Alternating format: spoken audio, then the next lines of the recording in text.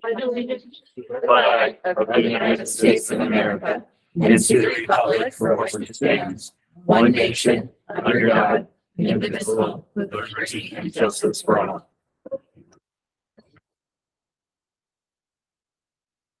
That she wasn't gonna make it tonight, and Fran is on Zoom with us.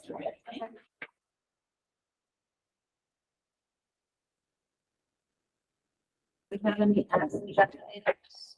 We do not.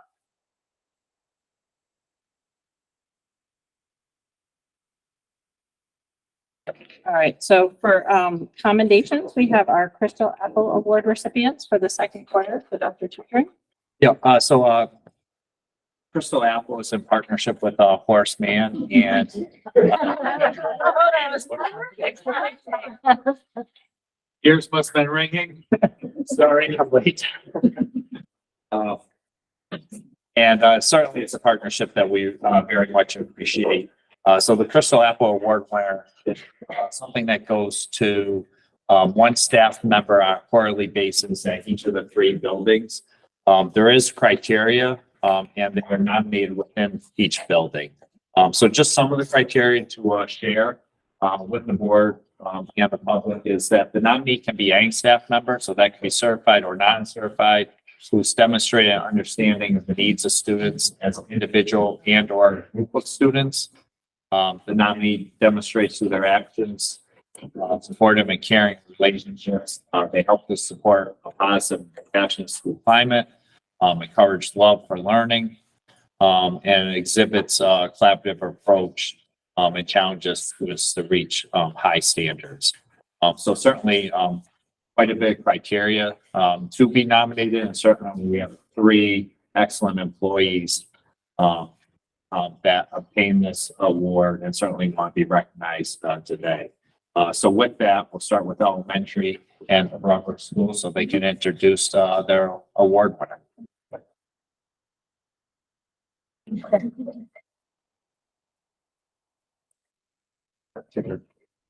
Excuse me? Wherever you're most comfortable. Not in front of the camera. So for Broadbrook Elementary School, I would like to introduce Jordan Anderson as our Crystal Apple Award winner. Jordan is a paraprofessional in our pre-K classrooms, and the nominee stated, Jordan, I believe, deserves this award because she is very helpful. She's always friendly with others in the hall and the faculty room. The kids love her. You can tell by the way the class enjoys her and learning. Another staff member also wrote, I believe that Jordan is deserving of this award. Jordan is dedicated and a compassionate educator. She has an innate ability to read and address the needs of students. She is fast learning, extremely patient, and her calm demeanor supports our classroom climate. It was clear from the first day of school that Jordan strives to build relationships with students, both current and former. Not only does she love and care for the pre-K class, but I often witness positive interactions between her and other students in our school in all of the hallways, in the cafeteria, and demonstrating that she has a lasting impact on kids she has worked with and will work with. She is supportive, collaborative, and shares valuable input and perspective to ensure our learners have a positive school experience. Jordan is an asset to Broadbrook School. I could not agree.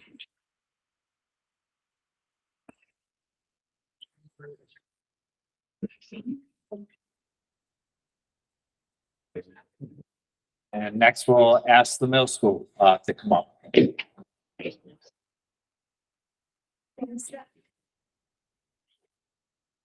I'm going to introduce you to Caitlin Chadiska. She is our 7th grade special ed teacher. Caitlin truly goes above and beyond for everything that she does for all of our students and our school. I've worked with her for this is my 4th year, and it's been quite a pleasure. She's consistently reliable, always comes looking for suggestions, wants her students to be successful. But this year, she has taken on even more roles in the 7th grade team. She has started out the school year by starting 2 fundraisers. which were both very successful. She put in her personal time outside of school to make sure that they were very successful. And these fundraisers have helped to lower the cost of some of the field trips. They have one each quarter in 7th grade. And so that's helped the cost for the students. But it's also helped them purchase some prizes for the students, which has really helped with the student engagement in 7th grade, which has been great. In addition, she started a bracelet making club, which is very well attended, right? So we're talking about middle school. The kids are coming every time she runs it. So it is a very popular club. And we thank you for that. And then she is also running yearbook club. So she is working the yearbook. She's getting those pictures. It's a big project. I know because I've done it with Mr. Field once. Don't want to do it again. But she's done, like, she's going to take that project on, and we know it's going to be an amazing end project. So thank you for everything that you do, and we love working with you.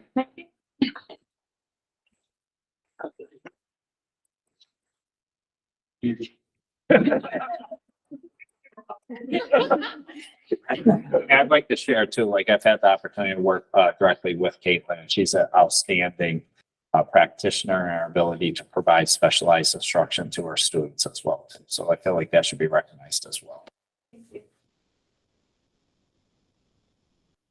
And last but certainly not least, we have the high school. Their award winners not in attendance because they're busy coaching to win a tournament basketball game. Yes. But certainly we want to recognize that staff member. Nice. And so our Crystal Apple winner is Tara Protrudna, and she does apologize for not being here. But she really wanted to be at that basketball game. She's coaching, so she was torn. But I have many nice things to read about her. And she was actually nominated by 3 different people. So I'll just read what they had to say. Sarah is the epitome of an educator who deeply understands the needs of her students, both as individuals and as a collective group. Her unparalleled ability to achieve 100% student engagement stems from her implementation of robust classroom routines and structures. She combines high expectations with rigorous teaching methodologies, skillfully differentiating her instruction to cater to the diverse needs of her students. One of Tara's standout qualities is her unique ability to forge individual connections with each student, pushing them to achieve personal growth and installing a genuine sense of commitment. Students eagerly anticipate her class not only for the dynamic and engaging lessons, but also for the strong relationships she fosters. Tara creates an environment where students feel connected, safe, and accepted, contributing significantly to the positive and compassionate school climate we strive to maintain. Tara consistently encourages the love for learning, promoting not only academic success, but also social development. Her teaching approach reflects a perfect balance of high energy, student engagement, and a commitment to building a community of learners. It goes beyond traditional instructional practices by actively seeking student voice and feedback, embodying a commitment to continuous improvement. In addition to her remarkable instructional prowess, Tara is a model of collegial and collaboration. Her collaborative approach extends not only to her colleagues, but also to her students, challenge them to reach high standards and expectations. As an instructional coach, I can confidently attest that Tara exemplifies the qualities and characteristics that make her an ideal recipient for the Crystal Apple Award. And again, that was Mrs. Danby, our instructional coach. And then we have 2 ELA teachers. So Ms. Pacheco and Mrs. Couture also nominated. Tara has been an excellent addition to EWHS since her arrival last year. She has melded seamlessly with the ELA department and easily developed, positive and influential relationships with students across grade levels. Tara's strong content knowledge contributes to our department meetings, and we value her insight on things from rubrics to teaching strategies. She's also receptive to feedback and is an excellent collaborative partner, always available to connect about content, vertically aligning skills, and student supports. And in addition to teaching 10th grade ELA, Tara also assists the girls basketball team, and her energy radiates on the court. I get to watch her interactions with basketball players in the morning as they walk by, eager to greet her, seek her advice, or check in about upcoming practices and games.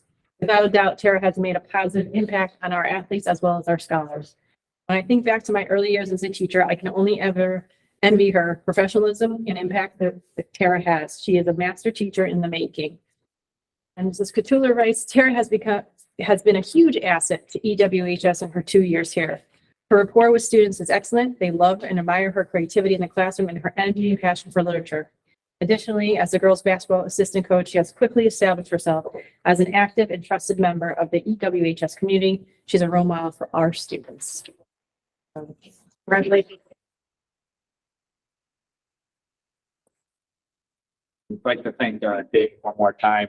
Greatly appreciate the partnership. And this has been an outstanding award to do each quarter. I'm just pleased to be a part of it. I was driving over, flying over here. Thinking that this September is going to be 20 years of Horace and myself partnering, not with the Crystal Apple Award the whole time, but partnering with East Windsor. And I couldn't be happier. I think it's just been great for myself, and I hope it's been a win for East Windsor as well. So I'm excited to continue it for another 20 years if you let me. So and I'm glad to see that tardiness and promptness is not a criteria of the Crystal Apple. Yeah, so thank you, Patrick. Oh, yes, thank you. Award winners, if you wouldn't mind, we would like to get your photograph. And, we have a photographer outside, so please, just stepping out and I can also utilize it as an opportunity to escape as well.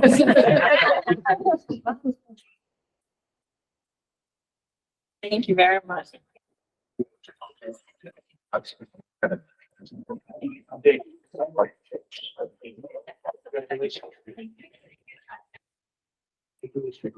Would you like the box?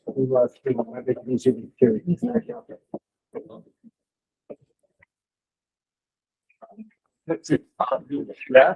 Yeah. Thank you. Everyone's fine.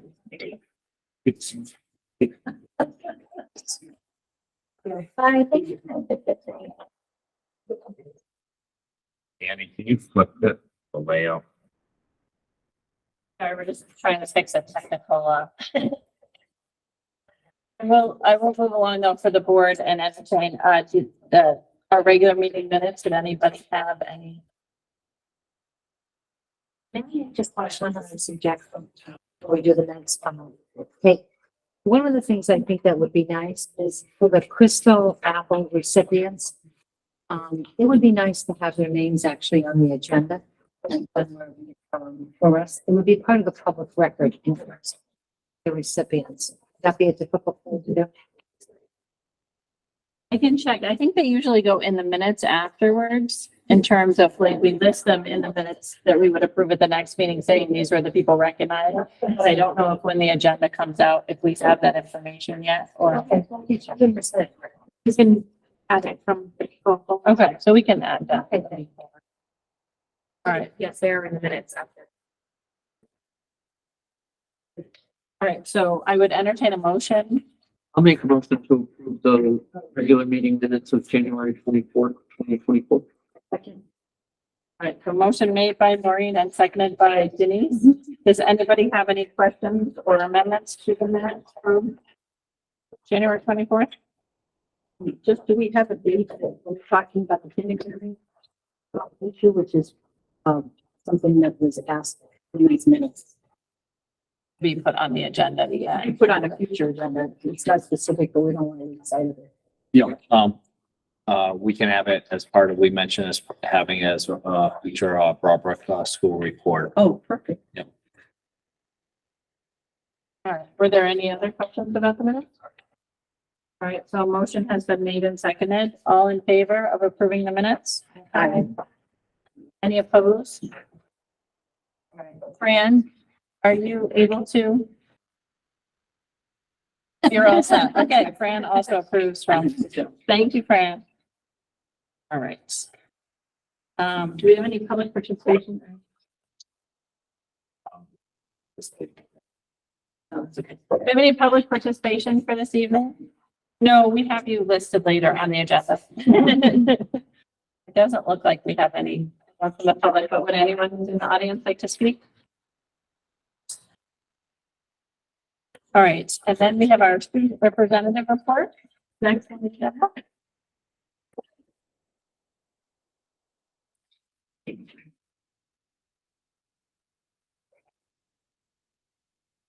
On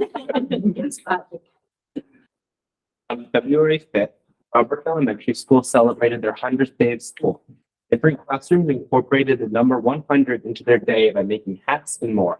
To celebrate Heart Health Month, STEM and PE classes are focused on a heart health challenge, and classrooms can sign out the jump ropes to complete the challenge. At the Family Mileage Club event on February 7th, students monitored their heart rate and noticed how exercise changed it. The whole school celebrated Valentine's Day today. At the middle school, 4 middle school students, Eloise Roca, Sienna Rodriguez, Juliet Provost, and Riley Fox, have received nominations to join the CMEA Elementary Honors Chorus scheduled for April 5th. On February 2nd, EWMS hosted its January pep rally, where students engaged in activities such as gaga ball, basketball, and volleyball, which resulted in a delightful experience for all. Exciting news regarding our January attendance has surfaced, demonstrating a significant improvement in chronic absenteeism. The rate dropped impressively from 31.27% in December to a noteworthy 20.77%, reflecting a 10% enhancement.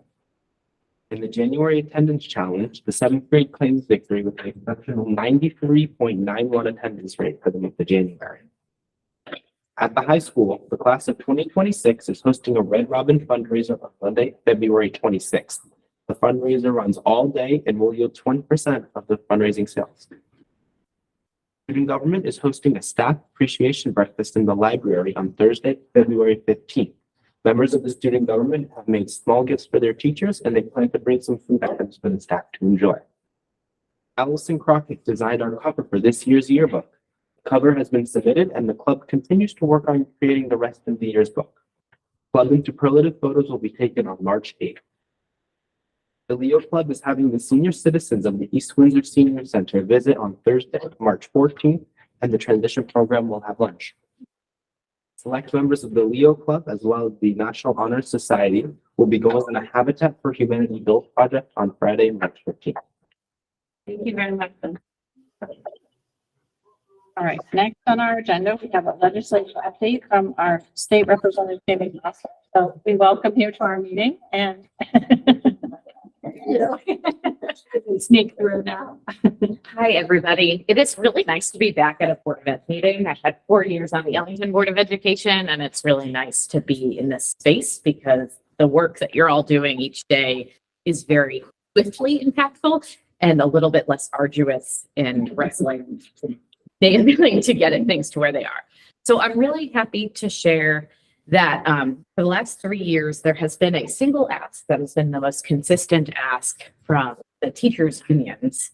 And that was one that was successfully passed last year, albeit with some challenges to administer. But the East Windsor and Ellington teachers' unions did ask for a change to the kindergarten start age. And that is a change that is going to be challenging across the state to implement. I am really willing and interested in hearing from folks if you need to get the State Department of Education feedback on what would be helpful for you to make that transition happen.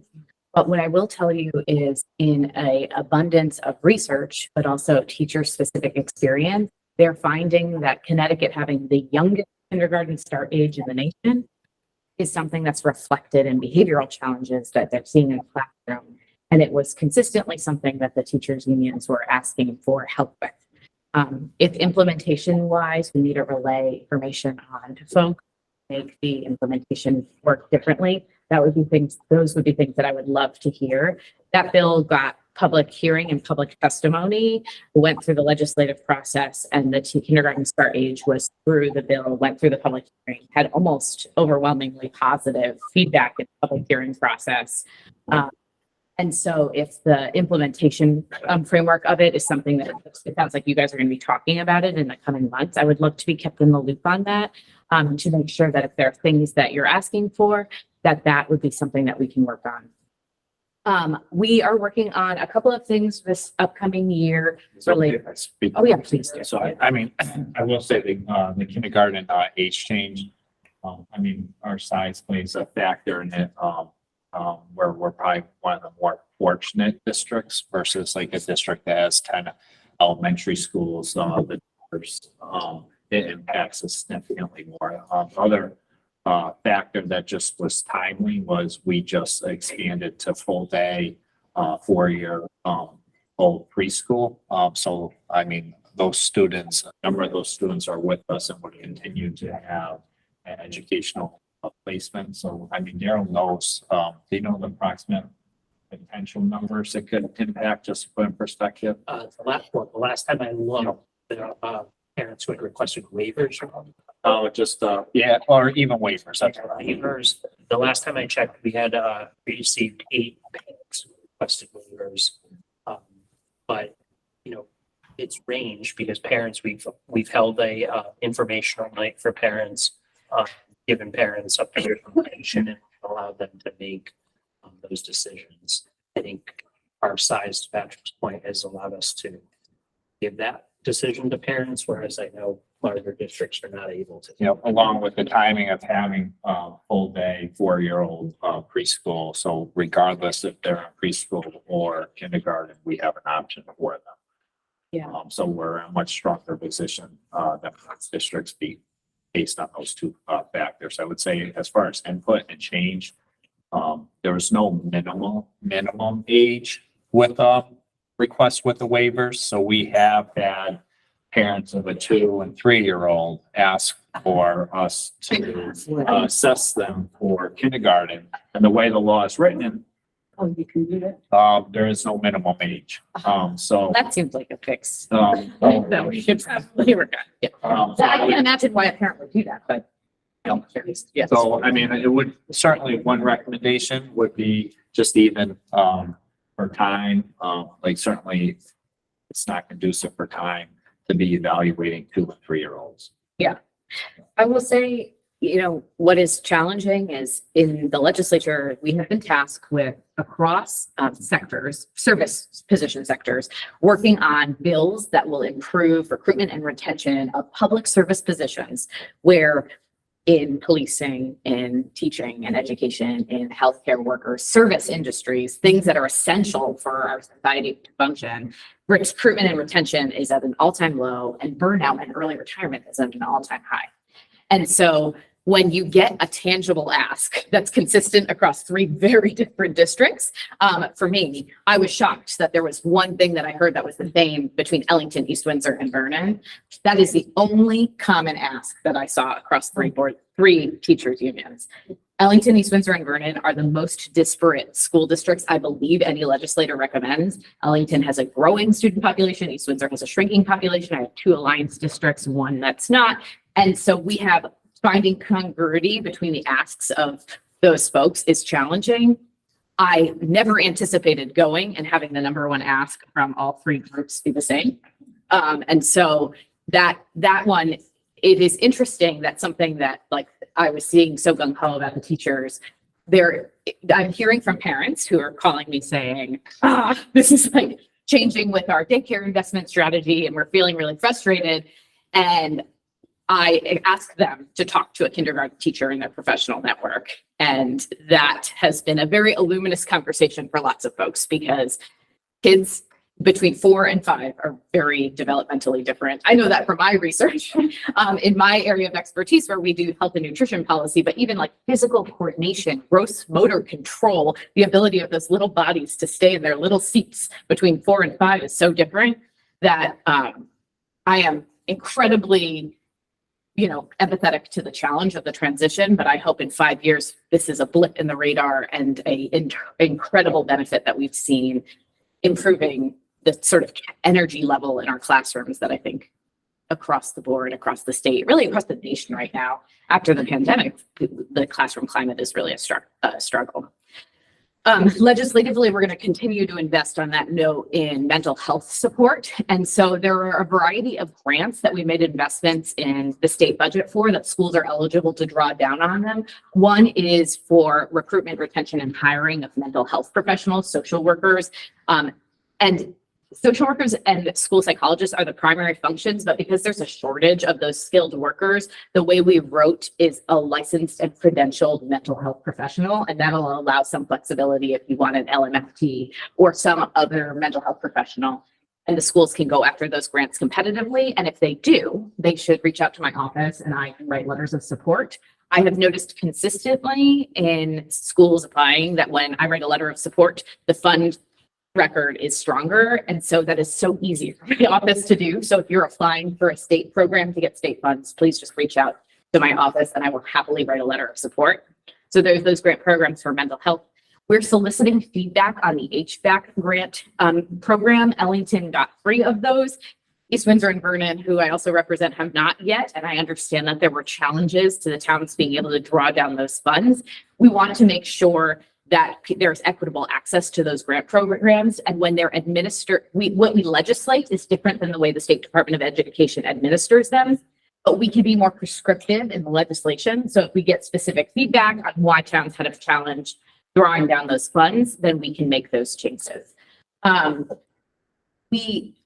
trying to think of all of the education policies. One of the things that I'm working on, this is less impactful in East Windsor because of the school meal situation that you all have currently, but in Ellington, no schools have categorical meal eligibility.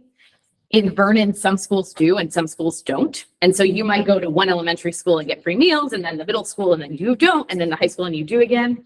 And the schools have a responsibility to equalize access to programming, educational opportunities, socioeconomic status amongst their schools.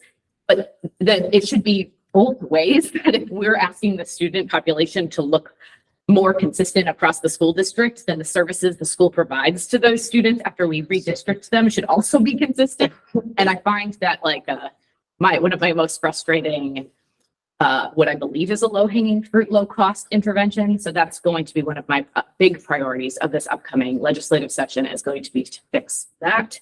And in general, I think as we continue to go on in the school year, some of you may have seen that the governor's proposed budget was $150 million different than the legislative budget on economic cost sharing.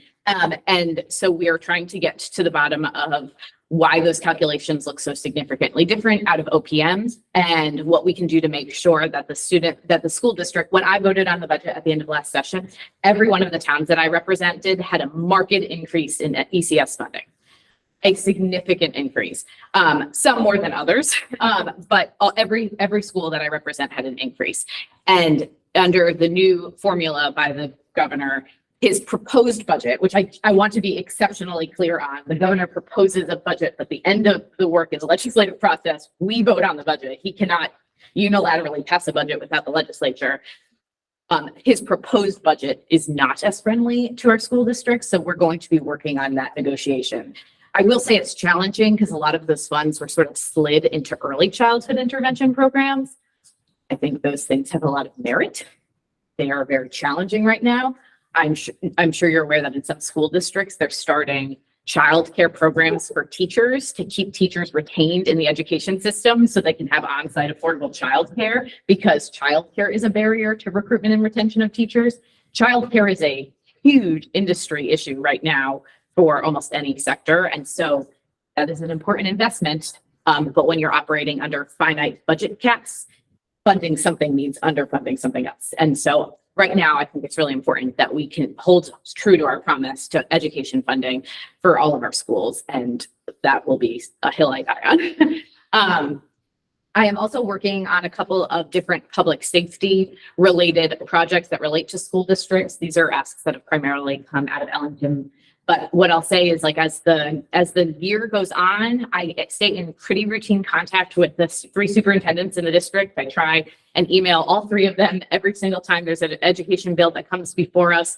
They are very swift to respond and confirm how those bills will impact the district and get me quick calculations on it. So that'll be how I continue to operate. And if there are issues that anyone thinks are a priority for the Board of Education that I should be working on, I'm really happy to. My priorities are really going to be focusing on student mental health and wellness as it continues on throughout this legislative process, and making sure the teachers have the resources that they need to do best by the kids in their classrooms. And so I'm open to any feedback or suggestions of anything that I could be working on. It is definitely a challenging economic climate under budget caps to operate on, but it is a good problem to have to be able to function under budget caps where you're deciding the merit of programs versus across the board cuts. So I'm grateful to be in that position where I have to decide which is more important and not how much to cut from everyone. So I'm open to suggestions if people have ideas. Yeah. I know one of the biggest challenges that came from the governor's proposed budget is the change with the magnet school tuition. So under the change, that would have an impact where I can tell you, like, I developed my proposed budget before his proposed budget. And so it doesn't take into account that it would be an additional 270,000 that we'd be adding to the local taxpayers under the changes with the magnet school tuition. And I know when speaking with Vernon, it impacts them significantly as well too. So certainly, like, that's one of our priorities. And I got calls like immediately after it. You know, people open the governor's budget and they go to their town runs immediately. I do the exact same thing as a legislator. And so we like I immediately was on the phone with the chair of the education committee. He is on and focused on the same issues. He represents East Hartford, also negatively impacted in the funding situation. He represents Manchester, which is one of the most differentially impacted by their tax assessment, and it went up. Like Ellington's tax assessment went up. And so the funding from the state went down to compensate from Ellington seeing more tax revenue. But that still changes the way that they were planning on doing things. So I have heard from all three superintendents. I'm really eager to address that problem and see it. That's going to be one of my big priorities. But I will tell you, that's not a fight that I'm taking on alone. So I feel there's solidarity and optimism and knowing that you're not one legislator fighting alone in something. If a lot of people are rowing in the same direction, you'll have much more chance to have positive momentum. Jamie, I'm just wondering about the mental health. When do you anticipate the RFP going out? The mental health? So the first round already did last year. I think there's another round that goes out. Did you apply for the first round? I think There was a mental health specialist grant that we applied for and we obtained, but it wasn't for the recruitment or retention. We was that the staff time. it was to add additional staff. So we did it. We successfully were able to obtain. There was two of them. One we applied for both. One we did not get, and the second one we did. Yeah, and I think that that's going to happen again. I think that there's going to be annual RFPs along that. That came in. The House has priority bills every year: 5001, 5002, and 5003. 5001 3 years ago was this children's mental health priority bill. Last year, it was the 5003 was the educational realignment, which now we're battling with the governor's office on. But this year, 5003 is actually an act concerning maternal and child nutritional status, and I am the House champion of that bill. So I am running the speaker's priority bill on students' health and nutrition, or child's health and nutrition. That is mostly focused on young children, but what I'll tell you is our focus is on the WIC program, and the data on that has really clear education outcomes that children who are eligible for WIC and participate in WIC have better educational attainment. They're less likely to have nutrition deficiencies and experience hunger, and those things have negative impacts on their educational attainment throughout the rest of their academic career. So, but I'm open to any suggestions on anything that gets rolled into that bill. We'll have listening sessions on that as it goes forward. Very excited. Did anybody else have any other questions or concerns they wanted to raise with Representative Foster, or for her to be aware of? How do we know about like your listening sessions and things that are coming up? I know I see a lot of your stuff on Facebook, but is there? Yeah, so I have a website that gets updated weekly. I have a weekly email blast that goes out, and I have a social media website that goes out. And then I also have a biweekly column in the North Central News. But that really is like one issue specific that goes out. And then I am having a once a month patch article. And so those are like the best ways that I can think of. I'm occasionally like on regular news on issues that I'm championing. I'm going to be on Channel 3 next week for the food and nutrition bill. But I think my email is really the most comprehensive update that you can get from my office. And it is exceptionally well done because I have an exceptional staff person who helps work on making sure that we get everything in a way that's really consumable. And so I recommend that as the best way you get information from me. I put grant opportunities in that every time that they go out. Oh, and congressionally directed spending is now open. East Windsor has been more lucky than other similar towns of their size and population density. 3 congressionally directed spending grants to a town of 10,000 people is like sort of unheard of, but I really feel like what's the harm in trying again? So I think we should all go back and see what we do. I have in my bond queue, like the track at the high school and a roof project that are in the school budget, but those are harder to get done because the governor doesn't want to fund one of 169 projects that is the same around the whole state. But congressionally directed spending is harder to predict and much more exceptional in the speed of securing that funding. And so I think we should apply to that if they're that are important that the district is working on. I don't know that we didn't get any of the ones we applied for last year. Jason and I swear we're writing one of them in the legislative office building in an office in we were in a meeting about this and we were like, oh, that's eligible for that deadline. And we continued on in the meeting and I filled out the application while we were in the meeting and it got funded. So I think you should just ask for all the money you can get at every time. That's my philosophy is never don't ask for money. And what's the worst that'll happen? They say no. Too much. I have been told that it is a burden on the financial staff to administer the grants that I have brought. So I apologize sincerely. I probably am not going to make significant changes in my philosophies, but I'm going to continue to try and offer my sincere apologies to that.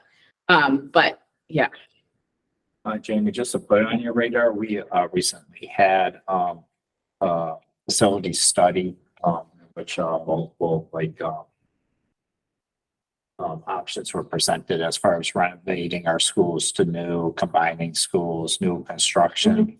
One of the early on challenges appears as far as the recommended square footage based on enrollment numbers. And when you take into account special programs, we have a number of special programs under special ed, along with our technical and auto body programs that require certain space. The consulting firm that did the facility study said there are waivers that you can get for the size, but that's something that you have to work with your local legislators to get waived. I would anticipate, so I don't want to speak on behalf of the board here, but just based on additional input, just to put it on your radar, I would anticipate us reaching out in the near future for support with that, because based on last week's meeting, there seems to be some interest in exploring that, but the concerns were based on the recommended square footage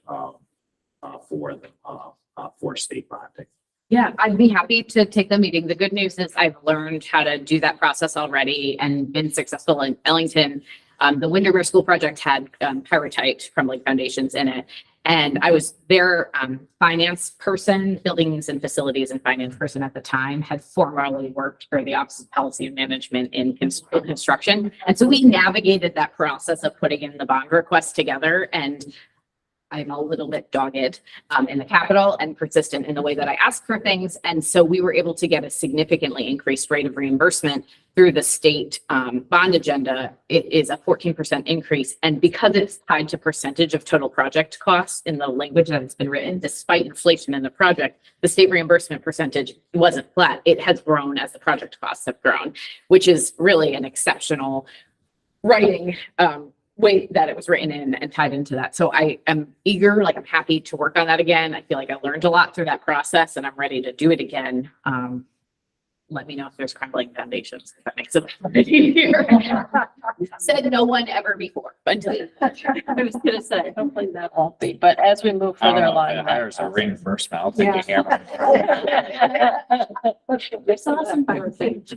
But yeah, definitely. I mean, it is something that we were going to discuss a little bit later, but we have a lot on our agenda tonight. So, but I'm sure as we get a little bit further down the road and kind of decide what direction we want to move in, we'll definitely be in touch because that was one of the concerns, is kind of the discrepancy of the square footage, what they think our school should have and what we feel is more.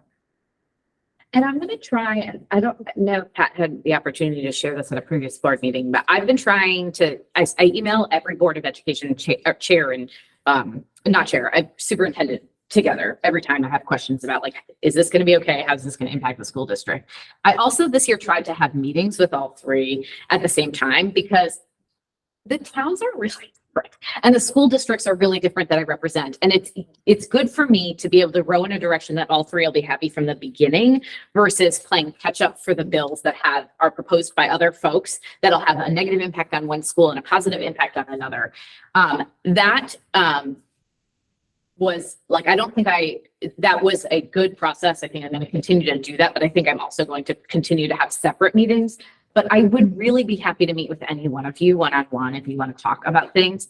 And if you find that there are opportunities that like there are parents who have a story that the state should know about because schools can't handle something, but if the state knew about it, maybe we would do something differently and be able to help.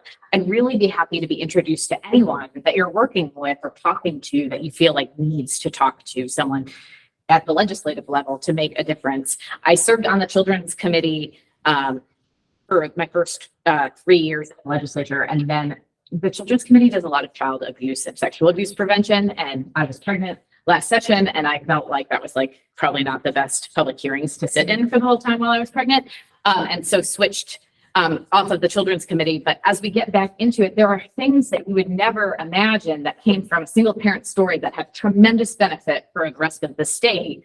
And is like very subtle changes. For example, having coaches checked through the DCF registry as a proposal, that's a low cost. It's not fingerprinting. It's not the same cost incursion of having that process. It is a really good workaround that is a good way to get into safety checks. Those are proposals that come through the Children's Committee that are helpful that just come from parents who say like, oh, a school bus has an arm at the stop sign. Shouldn't ice cream trucks have those? Like little silly things that you're like, well, this isn't something the Board of Ed could do, but maybe the state could.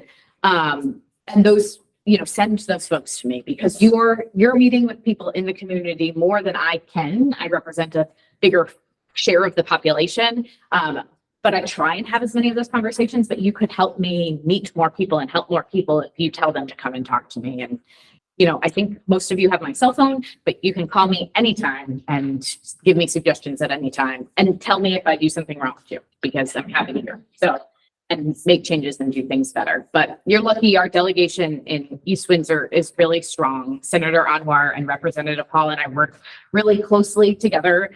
We've had a lot of success in funding. And so I think that, we'll hopefully continue to be able to sort of move in that direction where things are we're able to deliver in this upcoming session.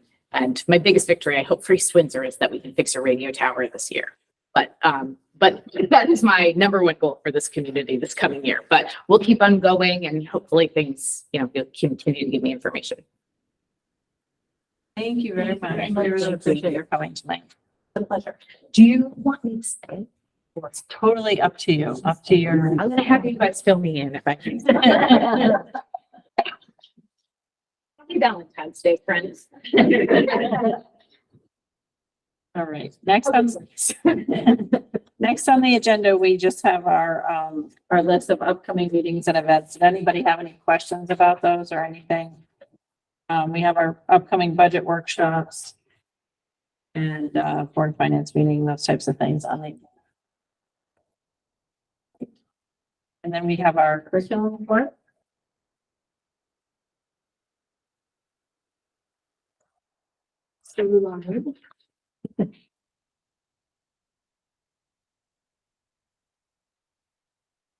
So curriculum report this month is a review of our diagnostic data for the mid-year.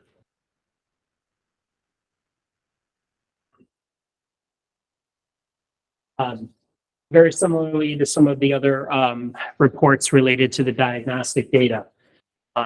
It is a part of our regular process now to review the data, take a look at it in each of the buildings across the district, look at deficiencies, and making sure that we are adjusting any sort of instructional practices in our in our classrooms and then certainly in each of the buildings to make sure we're getting the needs of students met. As you are aware, the problem over the last several years is that our students were not consistently meeting grade level standards. One of the solutions that we have here, I'll talk about tonight, is the iReady data. But we have a number of solutions listed there, including classroom instruction, intervention services. I mentioned iReady, but we've added Reflex Math, FRAX, and Exact Path at the high school. So each of those helps to gather data for us to look at. This directly correlates to our portrait of the graduate. Continue the implementation of the evidence and research instructional strategies, which we're obviously able to gather the data from, and then identify building-based or district-based areas of need. And we're continuously evaluating those based on our walkthroughs in each of the buildings and throughout the district. So I gave some broad data. I didn't go into the level of detail that I've done in the past, but I can certainly provide that level of detail for you. So at the middle school, the first slide here is ELA, and you'll notice, this is pretty good growth.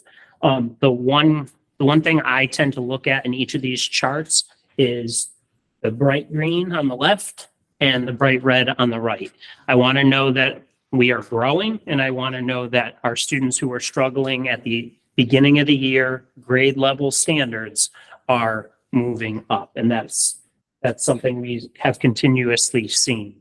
And remember, when you look at these are grade level standards. So if it's a fifth grader, they may not get to all of the fifth grade standards until the end of the year. So this is current grade level standards. So that's why when we look at it at the start of the school year, you'll notice that there's a much more indicator of red because they shouldn't necessarily know those standards yet. Math, very similar. So you'll notice the growth of 9 to 14% from fall to winter, and then a drop from 30%, 3 or more grade levels below, to 22%. And that's the overall data. Going down to Broadbrook, ELA, significant increase here, 11 to 24% students above grade level. So that was a significant jump, and then a decrease from 9 to 4% in the region, in the students below. And then math at Broadbrook, again, a significant increase, 3 to 16%, and then similarly to ELA, 9 to 4% in the red drop. So each of these across the middle and the elementary school, seeing the growth that we want to see. I've been able to kind of dive a little bit deeper into some of the ELA and the math standards that are listed in each of these programs, and we are seeing what we want to see there as well. This is the Exact Path at the high school. As you know, they administered it in the fall. You'll notice that we're seeing growth for those students above grade level. And then obviously one of the other pieces are with the students who are 2 or more grade levels below, is that number shrinking. This graph, this is for language arts, which has more to do with the grammar that you would see within iReady. But these charts remind me of when we first started iReady. We saw a lot of red at the very beginning. I have gotten feedback from the high school administrators. These questions are difficult. So when students are applying themselves and they're getting feedback, they're seeing that these are difficult questions. So this is something I hope to see that we saw with iReady when we originally initiated that in district. I want to see this data show us similar trends. Reading, this is a little bit different than ELA because this shows us the comprehension component. You'll notice increase in the blue and certainly a decrease in the red. And then lastly, math, again, similar I think there's a tremendous amount of work that has to take place with the exact path data, but from the fall to the winter, certainly trends that are positive. Next step, as we do each time we collect this data, we review it at grade level teams, we review it at building, and then we review it across the district. And we're looking for students who either need to exit intervention, students who may need to get additional intervention, and then we look at our professional development. Are there gaps that we're not hitting that the data kind of pointed us to? And do we need to make those adjustments? And then obviously we take all of that into consideration when we get to the end of the year. And are there adjustments to the curriculum that we need to make? So any questions related? Question, Darryl. I was just wondering about the integration of the tiers. I think I asked last time about how many students probably were in tier two. Mhm. How does this relate to the different tiers? Yeah, so I'll give for an example, it's just ELA. So for ELA, and you sat through our curriculum council, where we talked about the diagnostic assessments there. So anytime we do or administer a diagnostic assessment for reading or for math, we combine it with the iReady, and then we also look at how students are performing in the class. Yeah. Then we take that data, again, it starts with the teacher. They analyze the data. They have data meetings with the instructional coaches at each of those buildings. Then they take a look at those students and say, all right, the students either grow, they didn't grow, are there gaps here that we're missing? And that is the indicator of who needs to get additional intervention. I understand that part. I Okay. don't understand that, but I'm still wondering about, I can see the growth, particularly in the elementary and the middle school, high school, as you're indicating, is a lot of, there's a lot of need there. But what I'm asking and what I'm wondering is that, again, that probably tier 2 bucket of students, they're incorporated in everything that we're seeing. Is that correct? Oh, yeah. So every tier is indicated in that data. But what would be interesting to me is to find out, again, I'm still interested in that tier 2 growth. Mhm. And if there's movement within that tier. So in other words, how long are they in the tier 2? Do they go back? Do they ever go back? That's what I'm kind of, because that's that middle ground, I think, that I'm interested. So there's not one specific answer. So because it's based on It student just moves all the time. It is always moving. So our data cycles are 6 weeks. So it's a 6-week cycle. So if I was to be identified by my regular classroom teacher as needing tier 2 intervention, Yeah. maybe I need some skill work with comprehension. They would identify the skills that I need. Now, is it tier 2 in the classroom where my teacher could do a small group in the class and that would solve the issue? Or is it tier 2 where I go see a reading specialist? And that could be different for 1, 2, 3 different days of the week. It could be up to 5 days of the week, depending upon the need of the student. But if I've been identified for tier 2, they're going to write a very specific goal and say, Daryl needs X. And the success criteria would be X. And they would identify that. If it gets to the end of that six-week cycle, and I've shown growth and I've passed everything that I need to pass, the teachers know exactly what the skill is I'm working on, then maybe I go back into the classroom. If I don't meet that goal, then I'm retained.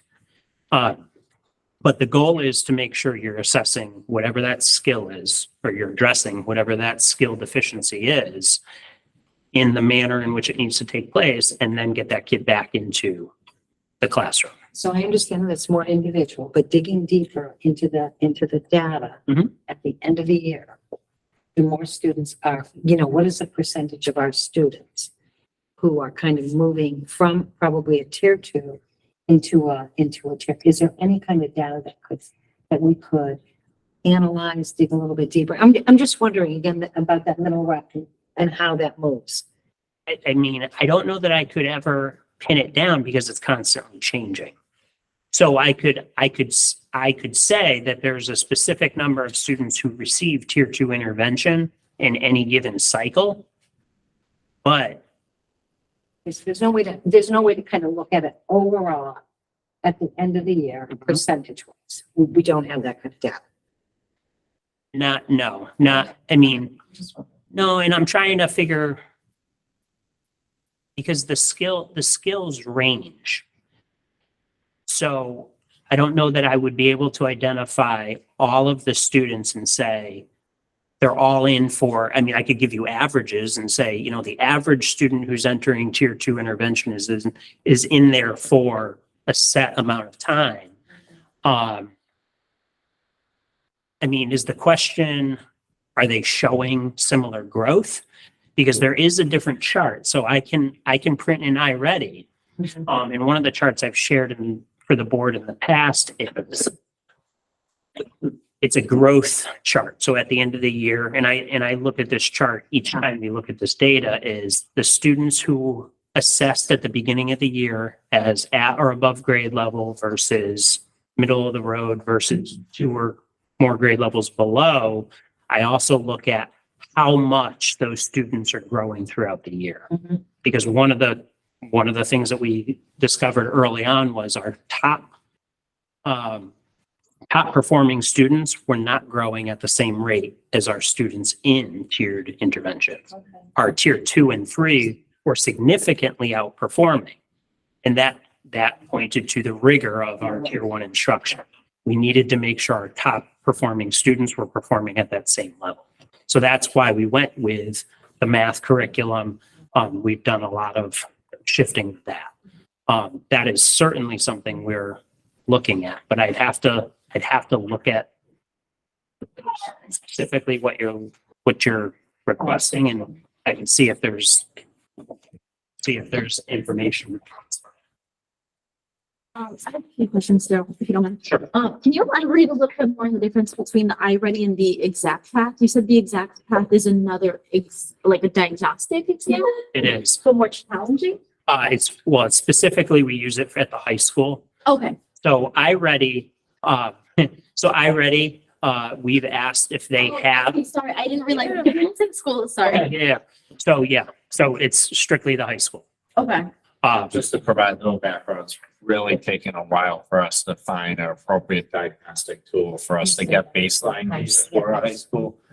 So we've gone through a few different programs or standard-based assessments to find a tool. This one seems to be finally working. So this year, to Daryl's point, it's a new recent tool. We'll be gathering baseline data, which we've been doing in past years in other schools through iReady, and thus be able to start tracking progress more on standard space year to year. Okay, so I guess like a follow-up question from that. I guess when you're looking at the data transitioning from the middle school to the high school, because that's where you're implementing the different exams, do you find one diagnostics tool to be more effective or more reliable than the other? Like how do you know how reliable the data is when you're comparing maybe those 8th graders to the 9th graders if they're taking different exams? Well, so I can tell you, so to answer that question, you don't necessarily know how reliable it is until we get at least a full year of exact path. Okay. Because then we're going to need to be able to correlate those results with how the students perform on their SATs or PSATs. Okay.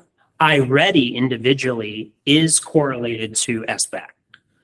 So there is a projected proficiency tool in iReady. So for instance, if you sat for an assessment for iReady and you perform at whatever level, I have another button I can click that gives me a projected proficiency of what your end of the year score will be based on your current performance on SBAC. So the teachers have that. Administrators in the buildings have shared that information. They say, you know, if we continue on this path, this is a projected of where we'll end up. And they have correlated that. They've provided the research, so it does have that ability. Unfortunately, like I said, this is the second time we've administered the exact path for a half a year. So we'll need at least a full year of data to look at that. And then we'll be able to possibly look at, is there any correlation between the two? Students who have even performed very well on iReady, are we seeing those students perform well with exact path as well? We don't know that. One of the things that we're doing in district is looking at MTSS, and I've mentioned it here and there. That's a data warehouse where eventually it will include the data from every student in the district and will follow them cohort to cohort. Okay. So from K to 12, we'll be able to follow, Daryl Roulard, and every building principal will be able to open that up at the start of the year to say, all right, where was Daryl when he was in 6th grade, 7th, 8th grade? And they'll be able to follow that data, and the teachers would have access to that too. Okay. And so from what I'm understanding, this data from the exact path is still kind of like preliminary data since you're still kind of trialing the exam. But overall, like I heard some comments over here about, some of the drastic differences in terms of like the section with the more than 2 grade levels below in the high school versus, some of the same comparison factors in the middle school and elementary school. Do you have any predictions as of now as to like why there's such significant differences? Tier 1 instruction. Okay. Tier 1 instruction, the level of our Tier 1 instruction has to improve. Okay. So, and that's why I said when we started the iReady 5 years ago, we had very similar readings to what you see for the high school here, very similar readings for elementary. And it was that type of data when we started looking at it and laying it out, and it's like, why is this? Mhm. And I say, it's something that's what data allows us to be able to do. But that's the short answer. Okay. And one more question. I don't know if we do this, but do we ever compare these results to other towns of our same demographics and sizes? And are you finding that the results that we're getting from these exams is similar across the board? So I won't compare iReady and like the exact path. Exact path is a national assessment primarily used for intervention. So Patrick touched on it. The high school is very difficult to identify any sort of an interventional program. That's where the pandemic really hurt all high schools, because realistically, students going into the high school shouldn't need that same level of intervention. You would typically see it in elementary and middle school. By the time they get to high school, they should have already worked through those interventions. But because of the pandemic and where we are, we're using it whole school. And then what was the? Do we compare? Yeah, so I do that with the SBAC and the SATs. Okay. The problem with necessarily comparing iReady and our exact path is I don't know what those core structures, those core curricula that each of those districts uses. So I could be comparing apples to oranges. Okay. If they're not using illustrative math, some might be using other programs. So those programs are designed very specifically. They might be getting very different instruction at the start of the year based on the units. So some units might teach, algebra at the start of the year. Some might teach some of those components later on in the year. So that would potentially skew that data. Okay. But are there any general like standards or outcome measures that are the same across the board that you are able to compare? Well, that's that. Same teacher. Yeah, so I think that's why you have the statewide assessments. So you've got the SBAC, which is reading and math, and then you've also got NGSS, which is administered in grades 5, 8, and 11. Okay. So, yep. I have a question, with iReady not being, I don't want to say if it wasn't approved or the state did what with iReady, they said They it's said not on our list of. it's not on our list of approved K-3 literacy assessments. Okay, so it's not, that has nothing to do with the middle school age. I was wondering if we had another program for middle school that we were using, like how we have reflex math, tracks for elementary, and then we have exact after the high school. Do we just do iReady for middle school? Yeah, we do as the diagnostic. Yeah. And that's what we use for the elementary as well. K-3, we also use DIBELS because that's again required. And then we've taken some of the other additional assessments out at the elementary school because of the DIBELS. So we feel like we're comfortably hitting all of the required areas at this point. At the middle school, we have different programs when students go into intervention. But that's if they've been identified. Carol, I have a pretty basic question. I'm not at the level of these guys. So fine. The number of students I'm looking at Broadbrook School assessed is 294 and the total number of students is 411. How did, Just slide. let's go back maybe 3?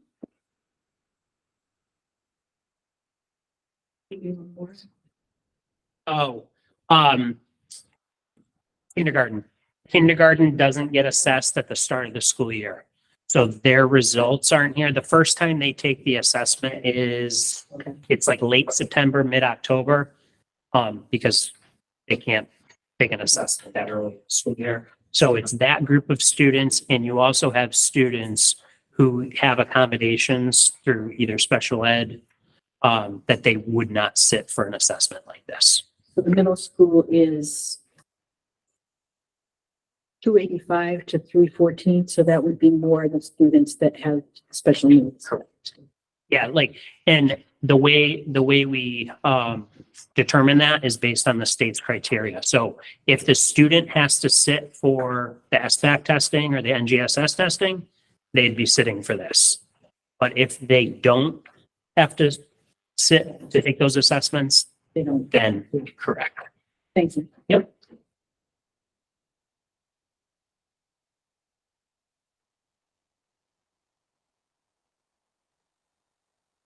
Thank you very much. All right, so next on our agenda, we actually have, under new business for a vote, we have some new course proposals. So if people do have questions, they could probably ask Cheryl. But these are course proposals that were approved through the curriculum committee.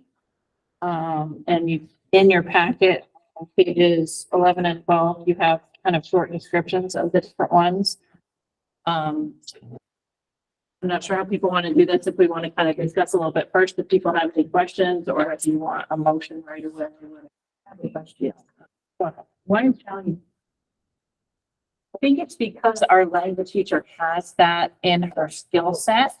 So we got a new language teacher at the high school, but Yeah, so if, because there are so many courses, what I would ask is, certainly, obviously, that doesn't require a page, but if you can just say what page you're referencing, obviously, it's the first one. yeah, no, I know that. But why Italian? It's because the teacher who we hired to teach, in our foreign language department has that certification and that skill. So what languages do we teach at the high school? Spanish. Or French? We have one, yeah, we have a section of sign language, but other than that, it's Spanish. And you anticipate people, students wanting to learn the Italian? Yes. Right now, we have 2 students doing independent studying with that teacher, to, like pilot some ideas around that. And so it was taking off. So we would like to promote it. So we have more comprehensive world language programs, not just one discipline. So it kind of brought to mind to me that like when you do something like this, like in Italian, which is a pretty unique language to be teaching, and I see we're not hiring a teacher or anything like that. But so it goes into her schedule for the week. And if you have like 4 students that are interested in it, that takes up a whole classroom for 4 students, right? It's not combined with something else or. No, and so if you can solve this riddle, this would be great. Yeah, because we are a small high school, one of the difficulties of being a small high school is the ability to offer a wide array of programming that meets the needs of all students. So when we've talked about AP courses in the past, some of our AP courses might only have 2, 3, 4, 5 students. But one of the things we've talked about is giving uh, giving options for students to take courses that they're interested in. And ultimately, it's going to be up to the teacher or teachers of those courses to grow the interest in those courses.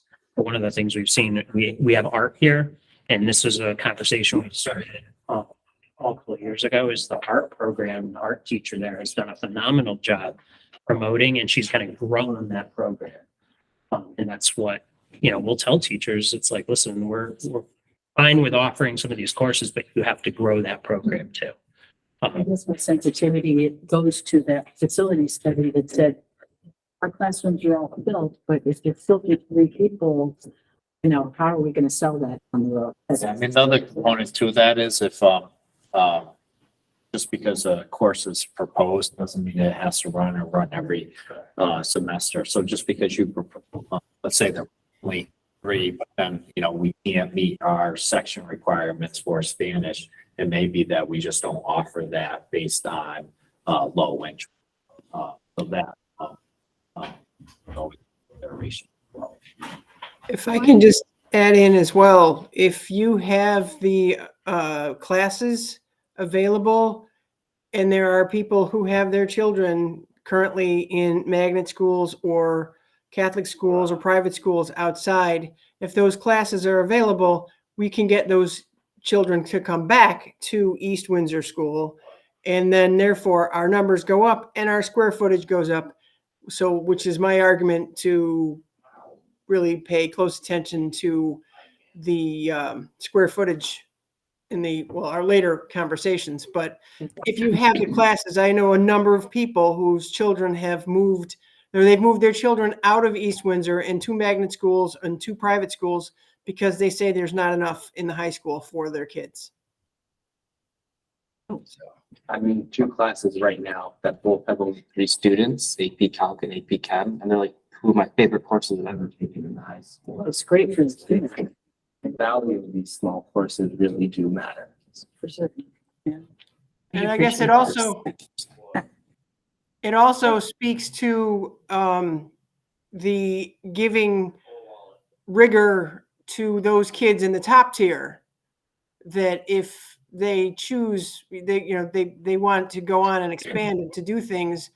We've got all kinds of programs for kids in the lower tiers, but when you get to the top, if you're in tier 1 and you're not growing at the same rate because perhaps we're not offering something that will help you to grow. So I'm all for expanding a little bit and seeing what we can get to attract kids and to also help the kids that we currently have to expand their horizons. And just as a note, the next 2 on the list are also language. There's a Spanish conversation, cultural topics, and an intermediate Spanish composition class too. Yeah. Oh, I still have an additional question.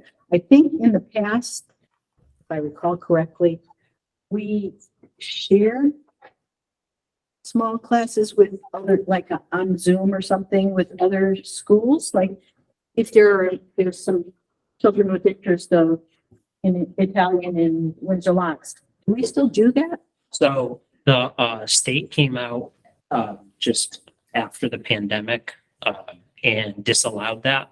Oh, Because there was strong interest in a number of districts in this area to do exactly that. So we could technically do something of that sort. If I was here in East Windsor and you were in Windsor Locks and you were the teacher of record, the students here in East Windsor would have to be obviously sitting with a teacher right. who wasn't teaching them. And the teacher in Windsor Locks could teach the students in East Windsor, but could not also have students in Windsor Locks attending in that same class.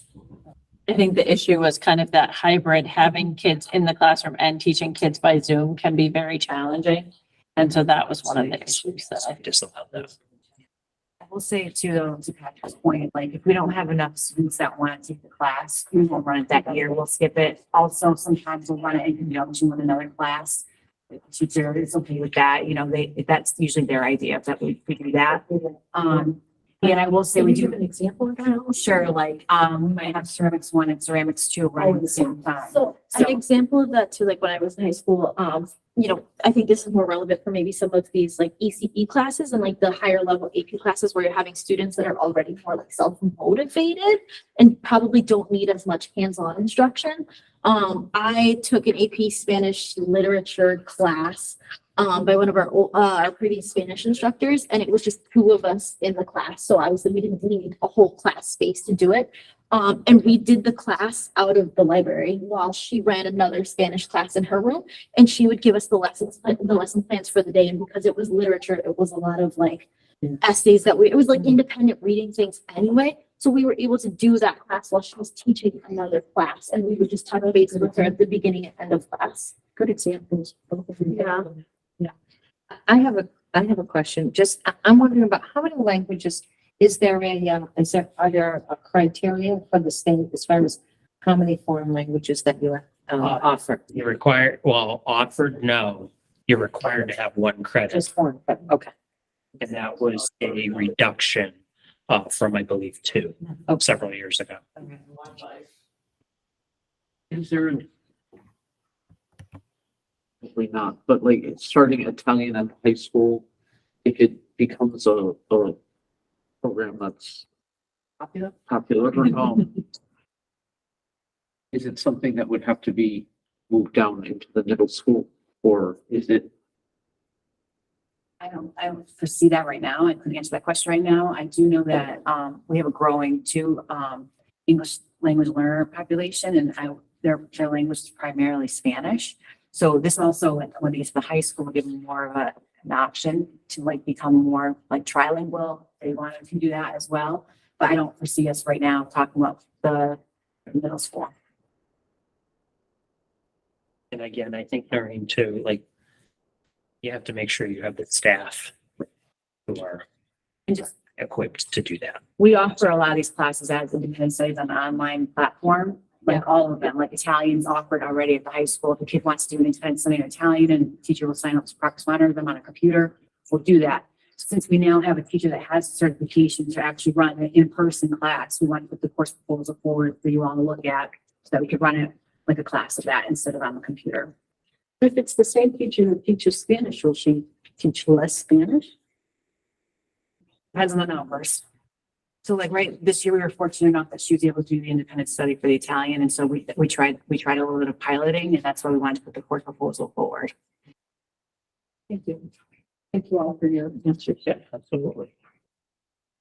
All right, so as we mentioned, there's 3 different kind of language type classes, and then there's a probability and statistics, intro to marketing, business concepts 2, which is the next step in having our business teacher to kind of continue those popular classes. And then some AP, some art and design classes. One of them is AP, but the other 2 are 3D design and 2D design. Again, that is, we had talked about this in the curriculum committee, and it's due to the art teacher that's there now that has been, these are the types of things her students are kind of requesting and discussing, and her expertise that she wants to share. So that's why these have kind of been redone to match better the current colleagues that we have, the current teachers that we have in place. So similar to what Allison was saying about the language teacher, the art teacher could teach the 2D and the 3D probably simultaneously. They'd be in the same room, they need the same equipment, just different kind of level of projects and stuff. Well, the 2D and the 3D are different, just from my being on curriculum, just in terms of like the 2D design, it's different than like the 3, like if you look at it, different forms and materials. But yeah, I think, depending on, like you said, if it's a pottery class or something where it's 1 and 2, but I don't This know. wouldn't require teachers, Right, no, it would not require another teacher. But These should be if within. she's a full-time teacher now, how's she gonna add classes? So remember to my comment before about being a small school, but continuing to offer a number of options. So one of the things that a lot of small schools have to do is they will put courses on a rotation. So because these are semester courses in some cases, the electives, they might say this course is going to run the spring of 23 and it won't run again until, Yeah, so you're gonna have to do that. So when those conversations take place between the guidance counselors and the students, we have an idea of when those courses are going to run and how often. So you might say, this is your last chance to take this course. If you want to go down this path, that's fine, but you're gonna want to make sure you take it now because it's not going to be offered again till whenever. So we're trying to expand our elective opportunities, but also do so in a manner in which we're going to be able to continually offer high student interest courses. Thank you all for your, I just don't know a lot about curriculum, so Yeah, it's good learning. no, it's great. Ask the questions. I was excited about, from being a curriculum counselor of the AP Arts, it's giving the kids an opportunity to put together like a real art portfolio to be able to present to the colleges if they really had an opportunity to stuff there before. All right.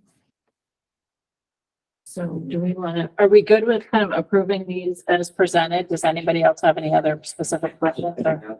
Just the curriculum counsel's gone through them all. Yeah. Yeah. Okay. Just me. Yeah. Motion. Yeah, we have actually, we have some verbiage here. So yeah, Heather, if you want to. Yep, move the Board of Education to approve the course proposals as presented. That was easy. All right, so do I have a second? Yes. All right, so Heather moved and Betsy seconded. All in favor? Aye. Fran, are you good? Oh, we just popped up. Does anybody, I'm sorry, any opposed? All right, the motion passes. Oh, Fran's back. Fran, did you want to vote on that as well? Aye. Aye, okay. Motion passes unanimously. All right. Thank you, everyone. We'll certainly provide updates on these courses as the curriculum is written, as they get instituted. As we've done in the past, we'll have the teachers come and speak to them. So, thank you. Okay, the next thing under new business for a vote has to do with the policy, and I just want to be clear. This is on.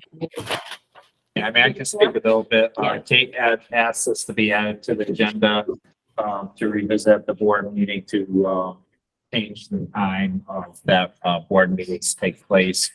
So in order to do so, you would first have to delete your current policy, which is under K.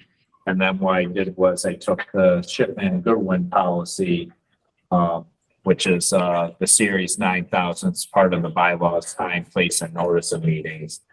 So if you wanted to move in that direction, I'm sure there'll be some discussion. You'd have to delete one and then replace it with the other one. And so both policies. I make a motion that we delete existing policy number. Second. Well, I mean, yeah. Or- All right, so first are we just doing this in two separate? We're going to delete and then discuss. Okay. So there's a motion on the floor to delete policy 9321 that was, sorry, made by Noreen and seconded by Courtney. All in favor of the motion? Aye. Any opposed? Aye. Okay, so that was all in favor. All right, and then we want to get a motion and then discuss it. Is that?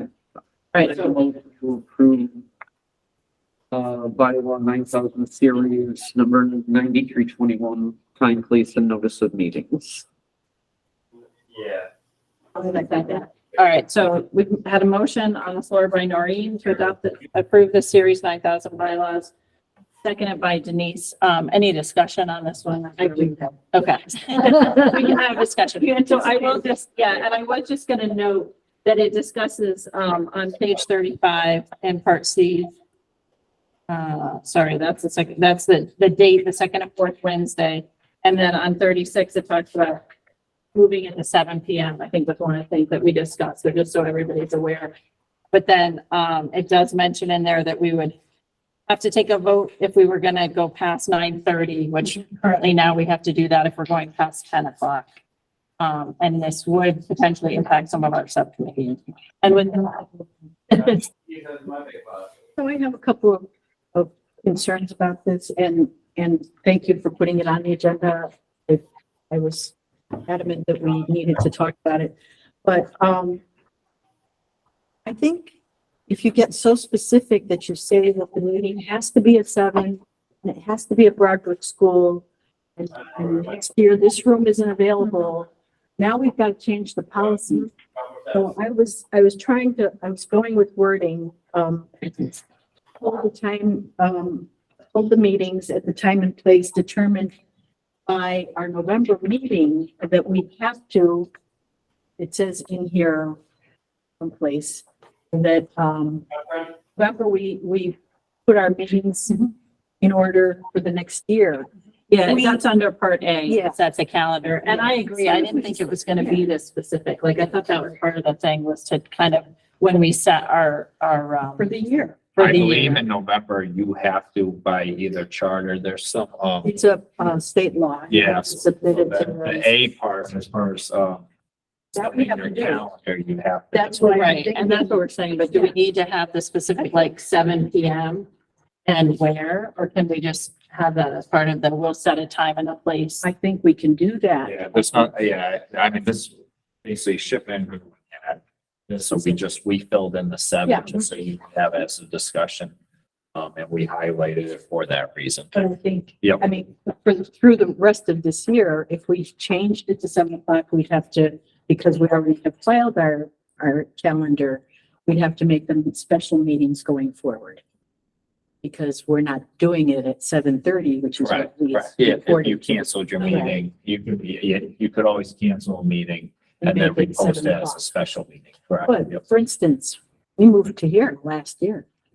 Yeah. And And didn't we really, didn't yeah. say anything, so we didn't follow the policy, but I think the policy. I mean, here- was specific. Here it does say, unless otherwise ordered by the board. Yeah, So you do have language in here that allows you, but to your point, the time does have a time, so. and a place. I mean, what if this room isn't available and it says, so that was one question I had.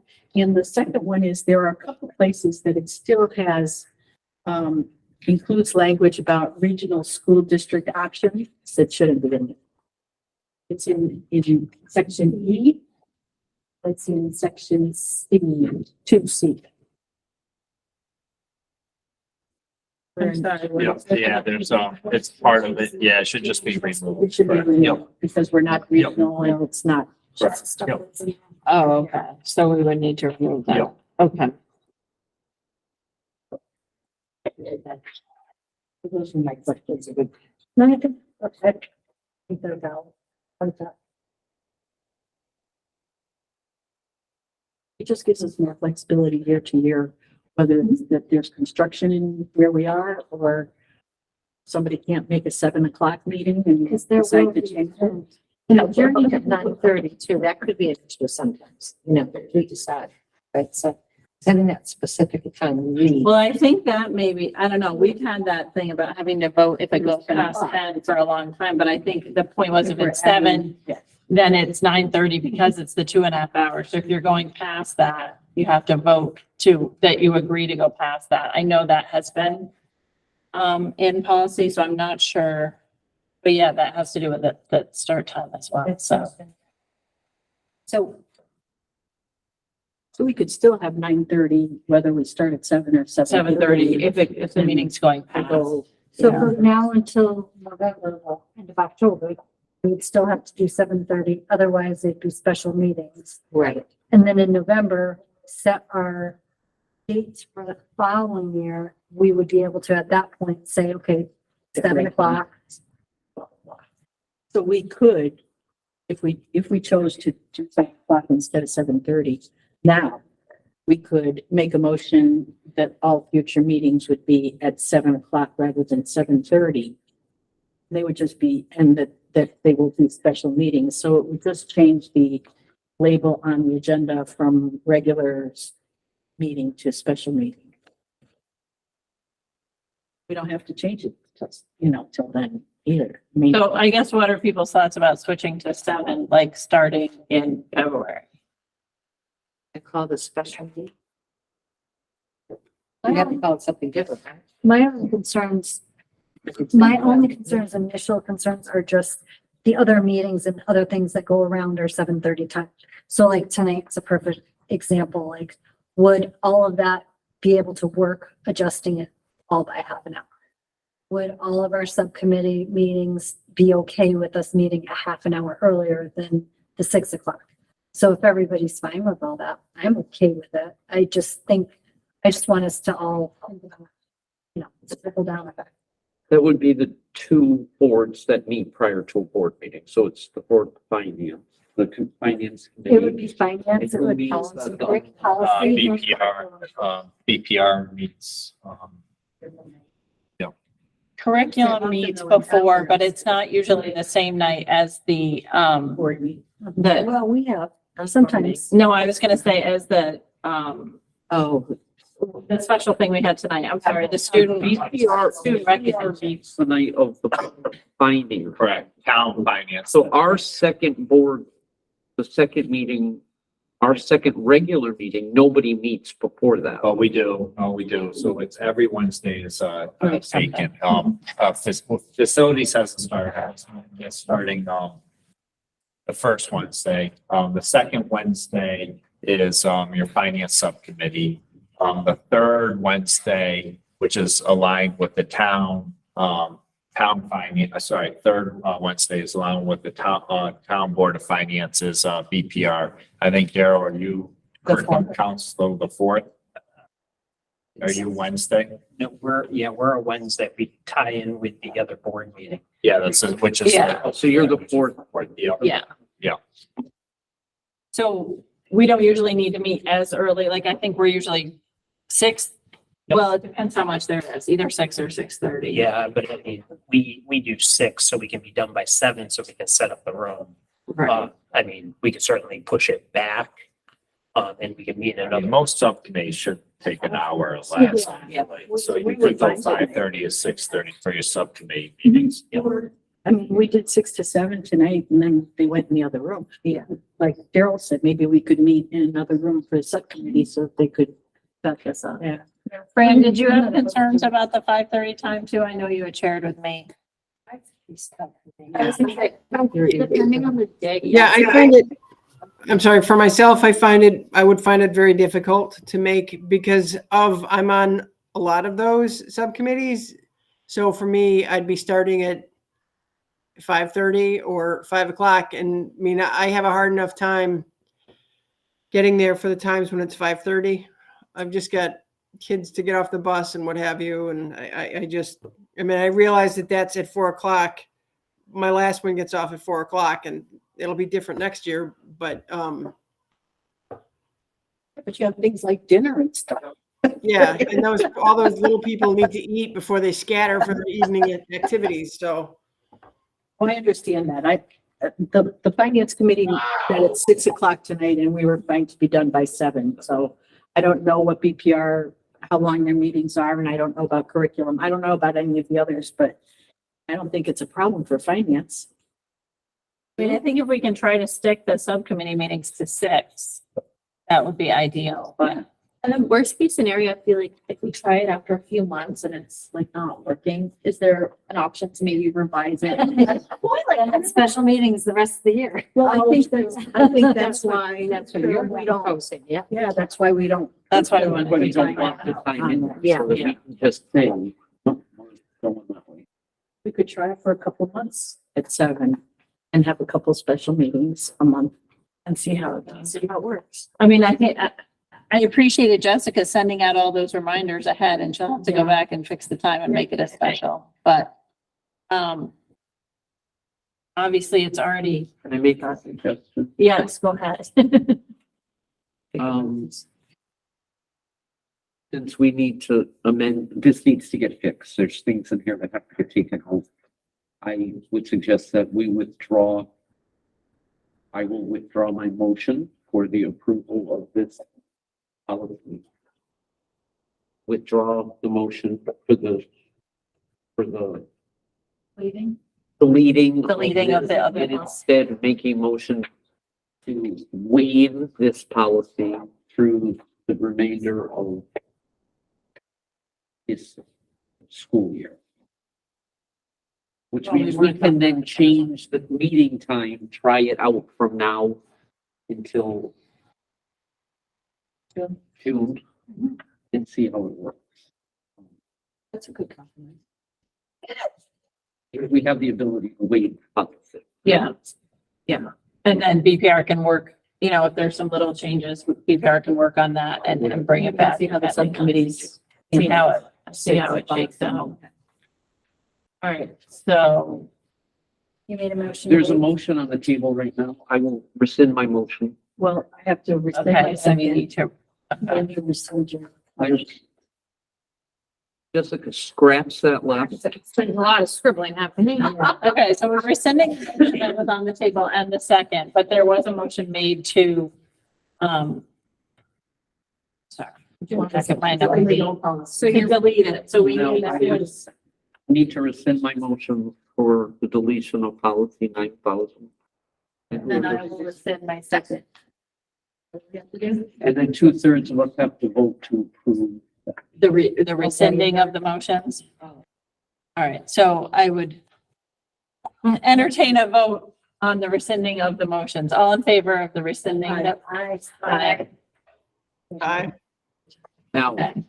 I'm going to make a motion to waive current policy. What's the number?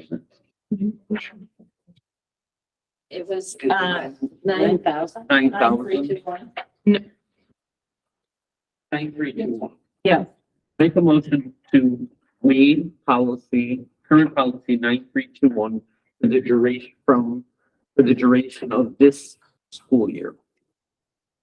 I'll second that. Okay, so a new motion has been made and seconded. All in favor of waiving this policy? I was, Denise, was she the second? I think so. Was I the second? I believe, yeah. Yes. Okay, thank you. All right. Any opposed? All right, so that motion passes.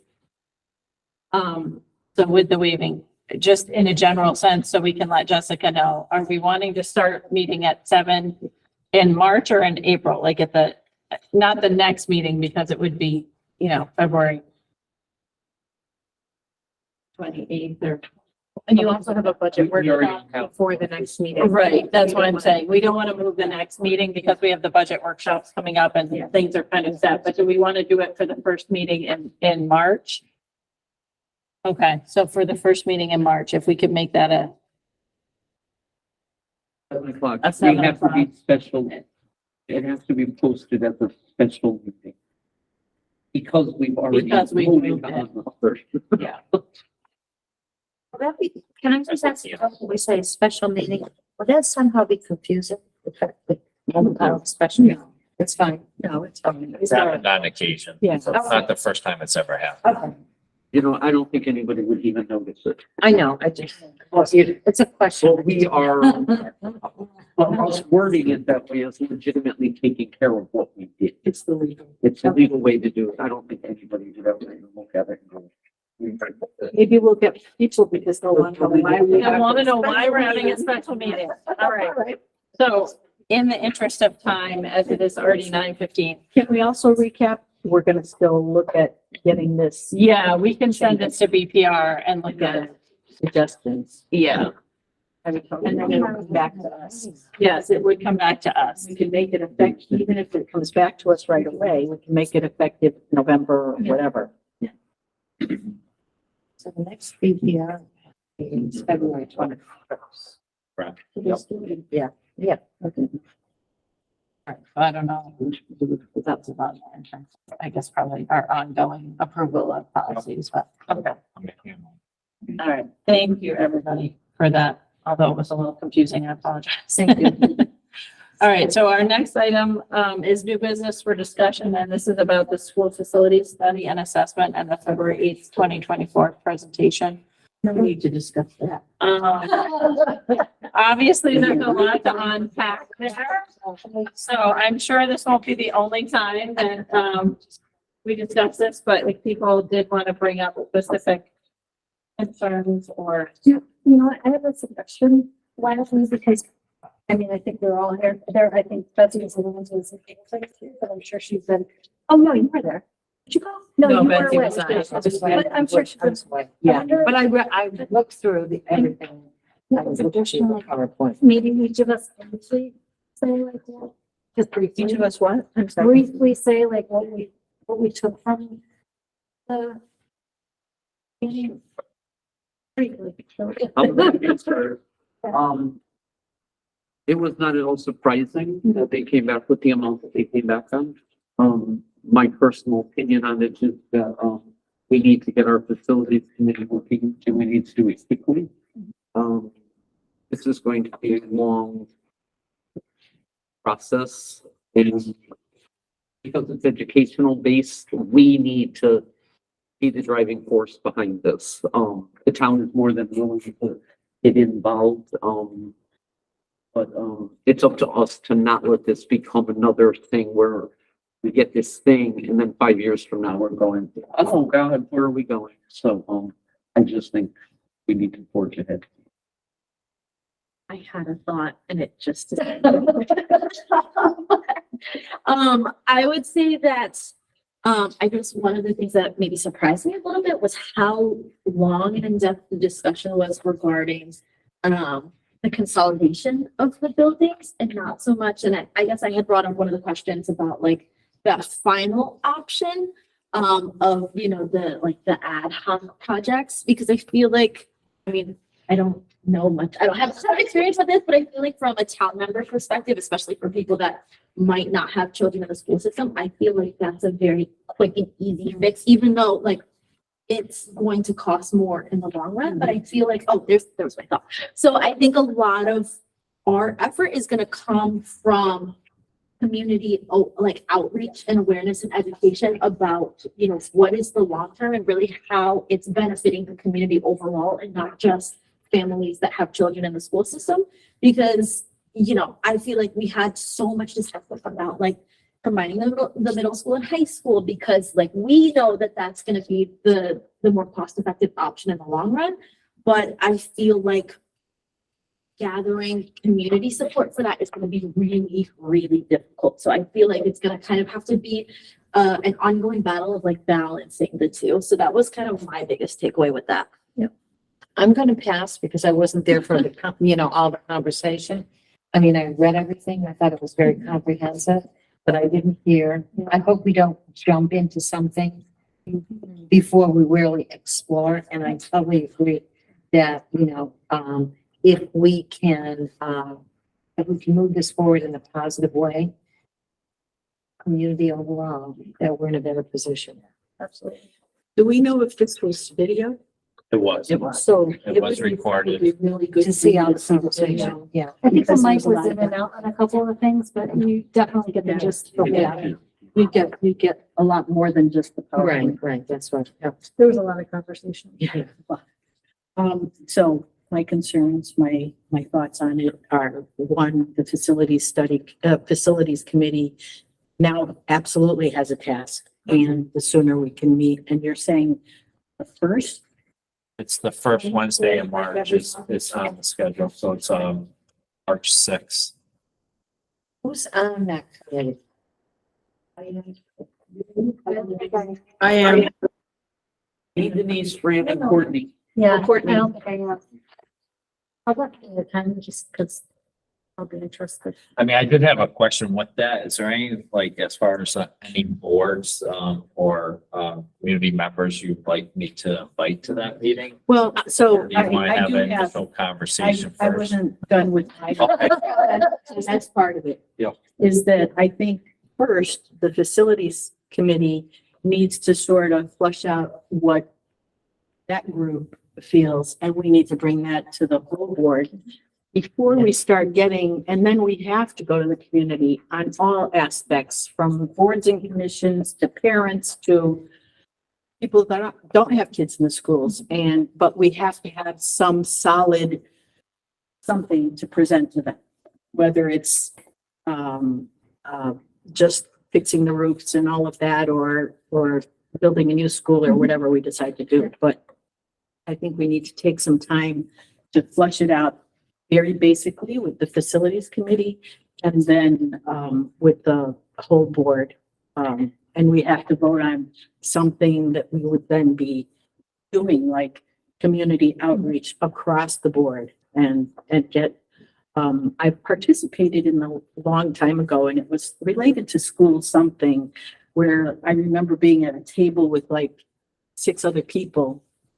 That's our 5-year plan, like when we did our, Yes, it was a couple. yeah, I remember we had community outreach for that one and got not only community members, but then teachers and administrators and kind of had a big Saturday morning thing and brainstorm.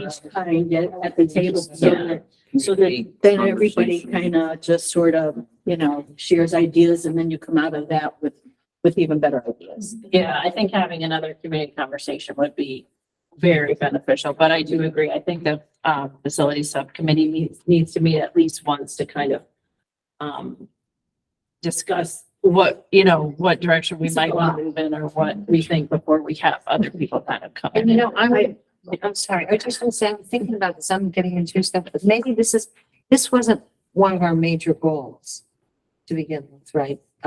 Is this something that we're really going to spend some time on? It was on the 3 to 5 year plan. Facilities is part of it. It is part of it. It hasn't been as much of a discussion lately, I think, because we knew that was coming and we were Yeah, I waiting. mean, part of But I the think it's a strategic different plan was. look now too, right? Facilities might have been, I could be wrong here, but facilities might have been, we're kind of looking at new roofs, different kinds of things. Now we're looking at something based on this. Right. And we could No, be good, right? it kind of came from, we need a roof. And so then the town managed, we got the money to put into a feasibility, a study to study the roof, which then expanded into this. Well, then we What have- ended up happening. So it actually started, HVAC. yeah, so it actually started from so to even back it up even more, you actually had a task in your strategic plan that said you would conduct a feasibility and facility study. So that actually is an actionable step that's in your strategic plan. So that was part of a 3 to 5 year goal. What brought it to movement, Denise's part is, it was a requirement as well for the application of the HVAC grants, which I know Jamie Foster also spoke to. But what CSG reported is, and I'm just going to be blunt. It basically said if you apply, you're wasting your time because you have so much envelope problems. The grants will not get approved because it's not going to be efficient with your issues with floors, walls, windows, ceilings, and everything. Right. So I think it's almost a different, I think we've shifted, we've gone down the path. We kind of gotten pushed to. Yeah. Right. Well, and so, With a and greater on top sense of of- like them not getting the. Awareness. Now, we've discovered this issue of square footage things, which Which we didn't. for us to go out and actually do the roof at the high school, we kind of found out the other night that instead of them paying for 60% of it, they're paying for 20% of it, 20%. which So causes a whole new Yeah. way to look at things. So we're kind of, it's good money after bad. It's if good we do money that.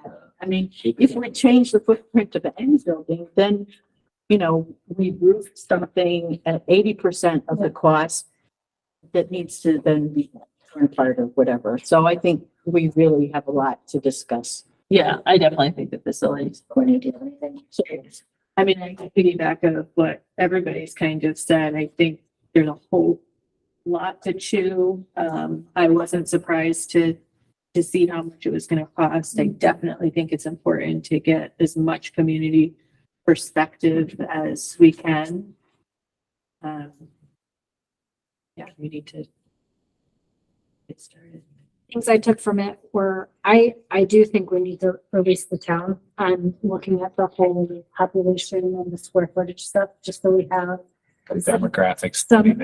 some information for when the facilities, everybody's comes together and the ideas, at least we have that information. And it sounds like the town wants to get that going as well.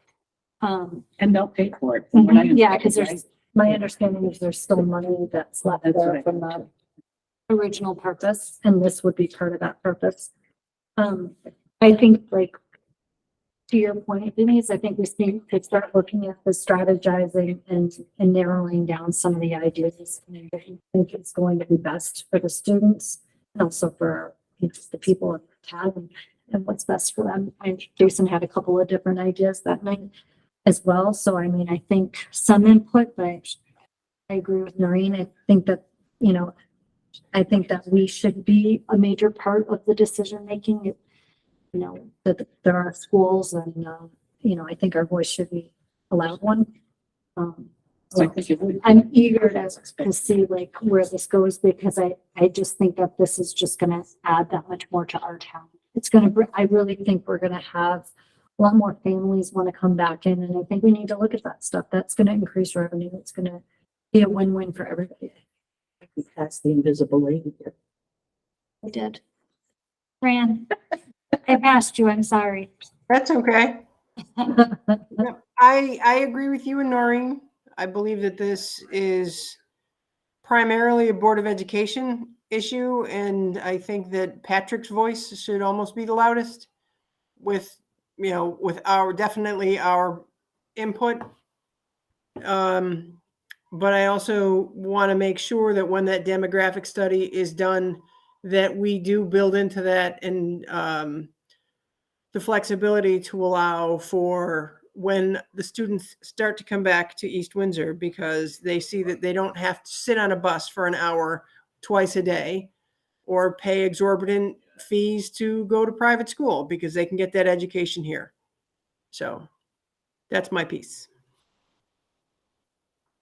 I understand Gabby's concerns, but I will just say, and I definitely agree that I think the facilities subcommittee is going to have a lot to unpack with this. But my concern with the miscellaneous upgrades is it's just not really going to do what we need to do to kind of move things forward. Oh, I'm not in support of it. I'm just saying, I think there should be like some conversation as to like what we can expect from the community.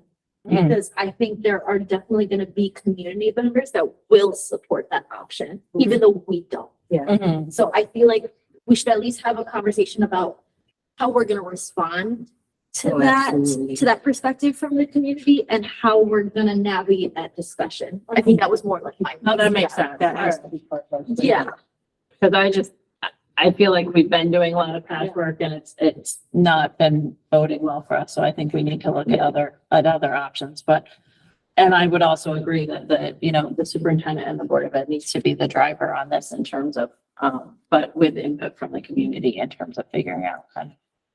Yeah, I mean, one of the things I will need is as far as what direction the board will ultimately want to move in, because it does impact like decisions almost on a daily basis. So for example, if the long-term plan is to continue to put Band-Aid after Band-Aid, then like, I'll use a perfect example. We just redid the gym floor for the high school, looks beautiful. We have some repairs to the bleachers that need to take place at the high school. Really, the real fix is to really replace them completely, which is approximately $130,000. What we chose to do was put a Band-Aid on it, knowing that the study was going to be complete and unknown, like what that would look like. But if like we were renovating to new or combining buildings, it wouldn't make sense to replace the bleachers completely. So we spent the $15,000 to $20,000 to put the Band-Aids on the bleachers, which is probably like maybe a 3 to 5 year fix. But like at the end of the day, like, like the direction will guide those types of decisions. Because like I said, if it is a Band-Aid after Band-Aid, then I will brought it to the board and, certainly had conversations with Kate and say like, we need the funding because, we need a long-term fix for the bleachers. And that's just one example that came up in the last 2 to 3 weeks. But I feel like there's decisions like that come up often based on our facilities and the needs of our facilities. So that's a good point, Patrick. And I think what we're hearing, like from around, from what I'm hearing anyway from all of us, is that is not the approach that most of us want to take right now.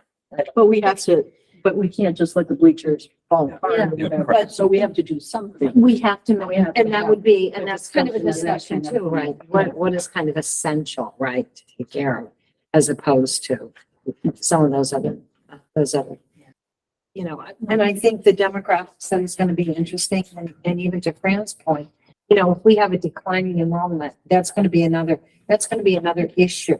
I'm just thinking about, another issue that we will have to make sure that we tell our story in the right way.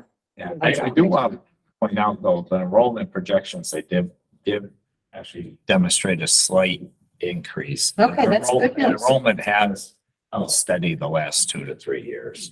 And they go by the births. The birth rate, yeah. They have birth statistics that they use for those. So it's not like they're going to project that those kids are going to the Catholic school or whatever. Yeah, that was through NASDAQ, although I've talked to some superintendents where, NASDAQ has, the enrollment projections, really negatively impacted them because, when they built the schools, enrollment increased greater than what was projected. That was my South, Yeah. that was my South Windsor comment. Yeah, I don't know who did, like, if they did projections or if NASDAQ did their projections, but it was NASDAQ that provided, that information. I don't know, South Windsor wasn't one of the ones I spoke to. But they did have that Yep. issue. So, you know, we do want to be careful. Yes, it will be just a something. Is there a general consensus that we would like the, kind of the in-depth demographic study to move Yes. forward for the, I like our people? Yeah. I'm sorry, Fran, what was that? I am joining in the consensus I would like to see the demographic study done, but I also want to make sure that we know what the parameters are when they determine what our future numbers are going to look like. I want to know how they got there. Also, can I make a suggestion too, maybe for like a future meeting? So in addition to that, I think it might also be effective for us, you know, kind of to Noreen's comment from earlier about looking at it from an educational standpoint, because that's the unique perspective that we have as a board. Maybe going through at least most of the options that they presented at the meeting, you know, like the A through E or F or whatever. And I know they had one slide where they presented like the pros and cons, and maybe we can take each of those options and make our own list of pros and cons from like an education or academic standpoint, and maybe that'll also help us to kind of narrow down our options. And Versus engineers looking at it. yeah, looking at structure. just the square footage and things like that, but also just an additional information to maybe present to some of the other boards as well. And, you know, just to advocate for things that we're taking into consideration. Right, and I do think there were a couple of things that Patrick had mentioned that weren't quite accurate in this, that he was gonna get back to them about as well in terms of the numbers or there was, something, and having the programs, I guess. So, the only thing that did, and I had conversations when they did it and they redid it, but they didn't factor in FRC for Broadbrook, their enrollment with their preschool and their program, so that wasn't taken into account. I had conversations, they said that they don't factor that in. So that's something where they said through like the waiver process that you have to bring that information forward. So it wasn't that, it was inaccurate. They correctly stated that it's not factored in. Is that because it's not a real education program that falls under? It's Town's funded by the State responsibility. Department of Education. It's not an educational program. But not under. FRC. I mean, that was one of many examples. Other Yeah. ones I brought up was the transition program that's under special education that takes, They're not even looking at anything outside. Scott Kaplan's programs, we take on like, especially like if you're doing like any model body, like the size of a garage, square footage. So those are things they said you would all like state your case, you Those would be go through the waiver process, you work with your state legislators. They said like it's not impossible. And it sounds like Jamie Yeah, Foster good. has experience Yeah. with that, and I would imagine, you know, we wouldn't be the first or the last that would have concerns with the recommended square footage. So did you want to reach out to, First Selectman, or would you like me to in terms of like saying that they can move forward with the demographic study that they were? Either one. I mean, we do have a liaison. There was a vote taken at that meeting that we were going to I wait thought for so. further information. Yeah. Yeah. Because we didn't have enough information. The demographic study is kind of already approved, right? You know, to go forward. No. We They haven't didn't met, so I think they meet tomorrow.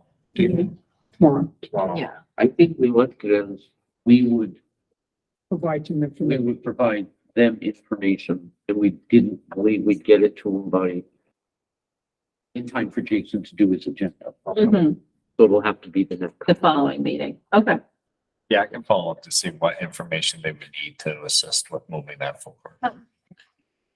I just, one last comment. I think it's important to remember, like what Patrick was just talking about, that in the process of us looking at this from a facilities standpoint, it's really important for us to look at it from the perspective of what is our vision, or what will be our vision for our transition program, Mhm. for our technical, whatever we call it, Scott Kaplan's auto, whatever. Right. You know, we need to put into this, if you're really gonna build schools Yeah. or something like that, we really need to put some thought into the vision of our educational process and where we want to see that going, because you can't build something And then say, and oh, then gee. say, oh, shoot, you know, or, you know, it's not just a matter of building these buildings and doing it, it's a matter of making sure that this is educationally and facility correct for our community. So Yeah. it's, I think something I would like to see is as we get closer to just the vision and all that, I'd like to go tour some of the schools that have recently been done. So we kind of get an idea of all the different types of materials and the different kinds of things that not necessarily like technology itself like this, but just the way that rooms are being built and the textures on the wall, how classrooms look for kindergarten versus a classroom looks for a high school student. That was my thought as well. Yeah, they were Because down I at JFK. I would love to take a tour. JFK, all the South Windsor schools. Yeah, Mhm. I mean, I think that should be something that we try to do before we start to do a big. There's gotta be a reason why they're saying that the classroom sizes must be smaller. There's got to be Well, something. that's what I'm wondering is maybe just the way that the schools were built back then, Yeah, the fifties, when this was built. yeah. Maybe the classroom sizes were just bigger. Different learning or something. Smaller. Yeah. Yeah, I think that kind of speaks to a little bit of what you're talking about too, Heather, is kind of the innovation, right? Yeah. So if we have, I mean, kind of bright and shiny or just gorgeous, right? That really kind of, you know, it's something to be very proud of. Yeah. And to Fran's point, you know, families would be very interested. Because if we're gonna be involved in the design process also, I think that's knowing, I mean, that's where I come from because just my work is visually, I like to see like, what are the walls being made of right now? What are the different kind of, you know, security systems that are being? They don't use the desks that are all lined up like they use. Exactly. So what do we like from these different places? Can you please make sure you incorporate these into the designs? All right. Obviously, there's still a Lots of discussion. lot to discuss. so are we adding March? Are we gonna meet the first Wednesday? Yes. All right. Are there any liaison reports tonight? I know we've heard that, we need to touch, but are there any further liaison reports for this evening? I can tell you, the PTO had their full dance. Here, and it was exceptionally well attended. It was a great evening. Although if you were over 50 years old, it could have given you a stroke. From the strobe lights and I mean, literally I had to go across because I was like going, oh my God, is this stroke? What's with it? But they greatly attended. The kids had a ball and PTO did a really great job.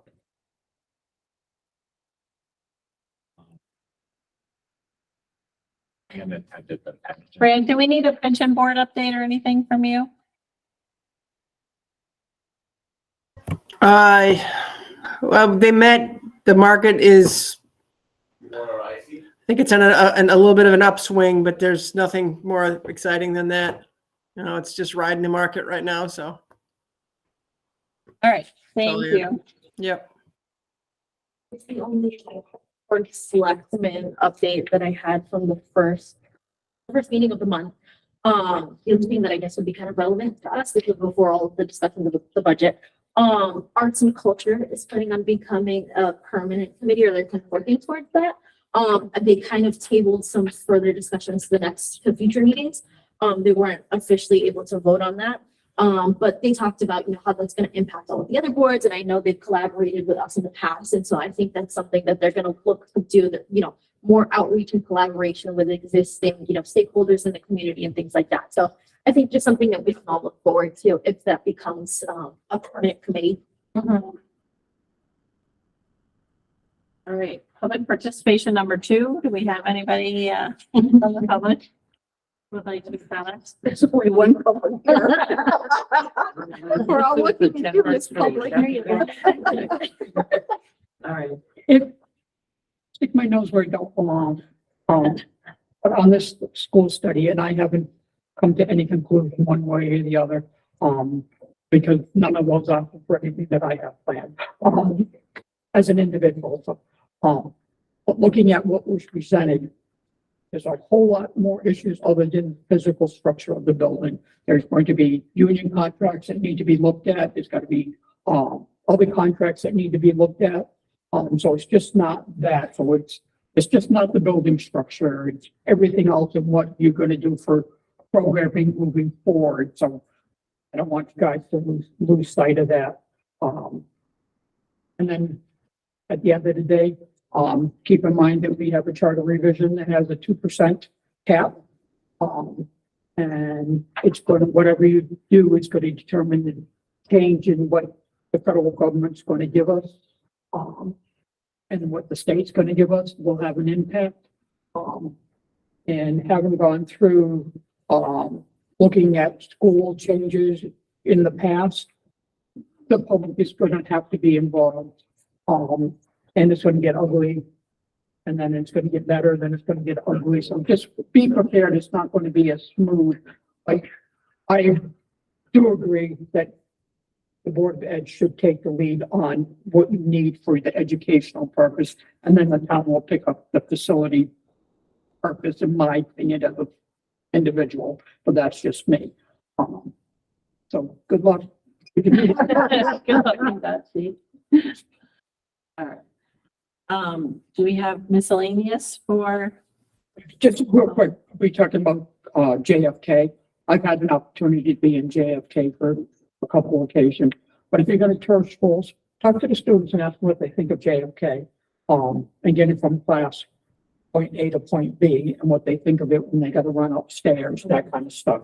Because that's all going to have an impact on how students going to respond to what's happening, or if they have to go from here a quarter mile in a certain time frame. So all that's going to take.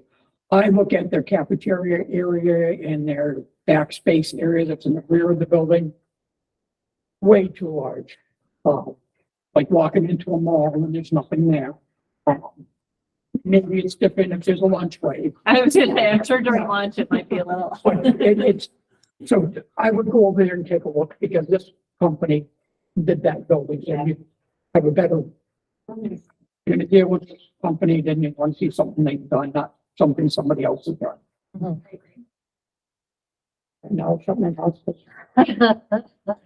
We can get you Marie's information. Great.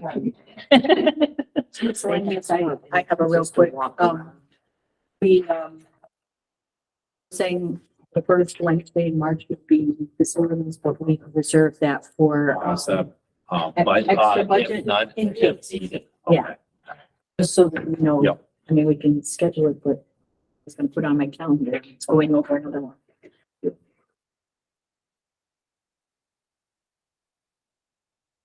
All right, I will check the timing on that. I thought we had discussed that at one point, that it's not a regular meeting night, so if we could do facilities at a workshop, depending on the workshop, but you're right. It is. I thought, we did talk about that. We said, starting the budget workshop 7 that day.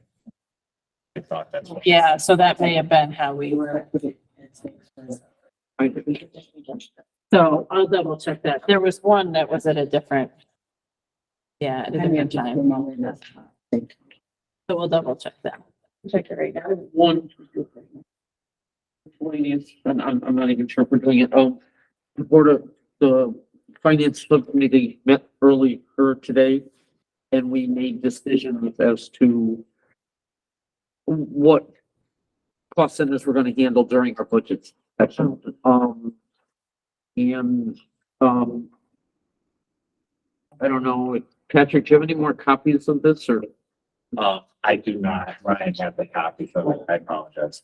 You will get the information emailed, but it's gonna be, right now, everything is scheduled up for 3 sessions, so hopefully that will be done before that March meeting. But, they're not overwhelming on any night. They make sure that, we're not hitting 9 things in one night, so. That was it. Yeah. I have a miscellaneous question. At the last meeting that we had, the Kate person and attorney was here. There was a suggestion about doing a non-meeting meeting. And I have looked into that to see how you do that. And I can find nothing on it. Nothing in FOIA, nothing in state, anything, not even a description of what that is. Would we be provided with something on? I can ask for something in writing. I can tell you, that's, I've had multiple attorneys, reference, like that practice. I'm not questioning it. I'm trying to understand it, and I don't want to get in some kind of FOIA trouble that Yep. we say we're having a non-meeting and Marie is sitting there and saying, the Board of Selectmen don't do non-meeting meetings. And what are you doing? How did you do that? Do we make a motion? Do we just recess? I think she said we recess. Yeah, I would appreciate more information on that as well, because I was confused by I would that. need to go into one and then get FOIA on it. That's my concern. Yeah, my understanding was, specifically for like collective bargaining. Yeah, That was my takeaway, but I can request something in writing. thanks. That would be helpful. All right, and we have a couple of correspondence items in there. About a free little library, which I believe we have one at the middle school, but it's nice to have. Sorry, I had, miscellaneous. Oh, sorry, go ahead. High school has a school newspaper. They provide copies for Oh. so just to pass the copy to everyone. Actually, we'll keep one for Brandon. It was great last year. This is high school. Last year was Oh, high middle school. school. This is high school.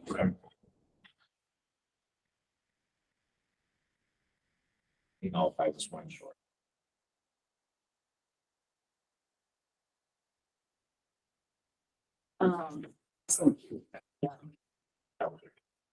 Okay, so as we were saying, we have 2 items in correspondence that are in the packet. We do have a need for an executive session tonight, but we are noting that it is 9:45. So if I could get a motion to go past 10 o'clock first. I'll make a motion to go past 10 o'clock. Second.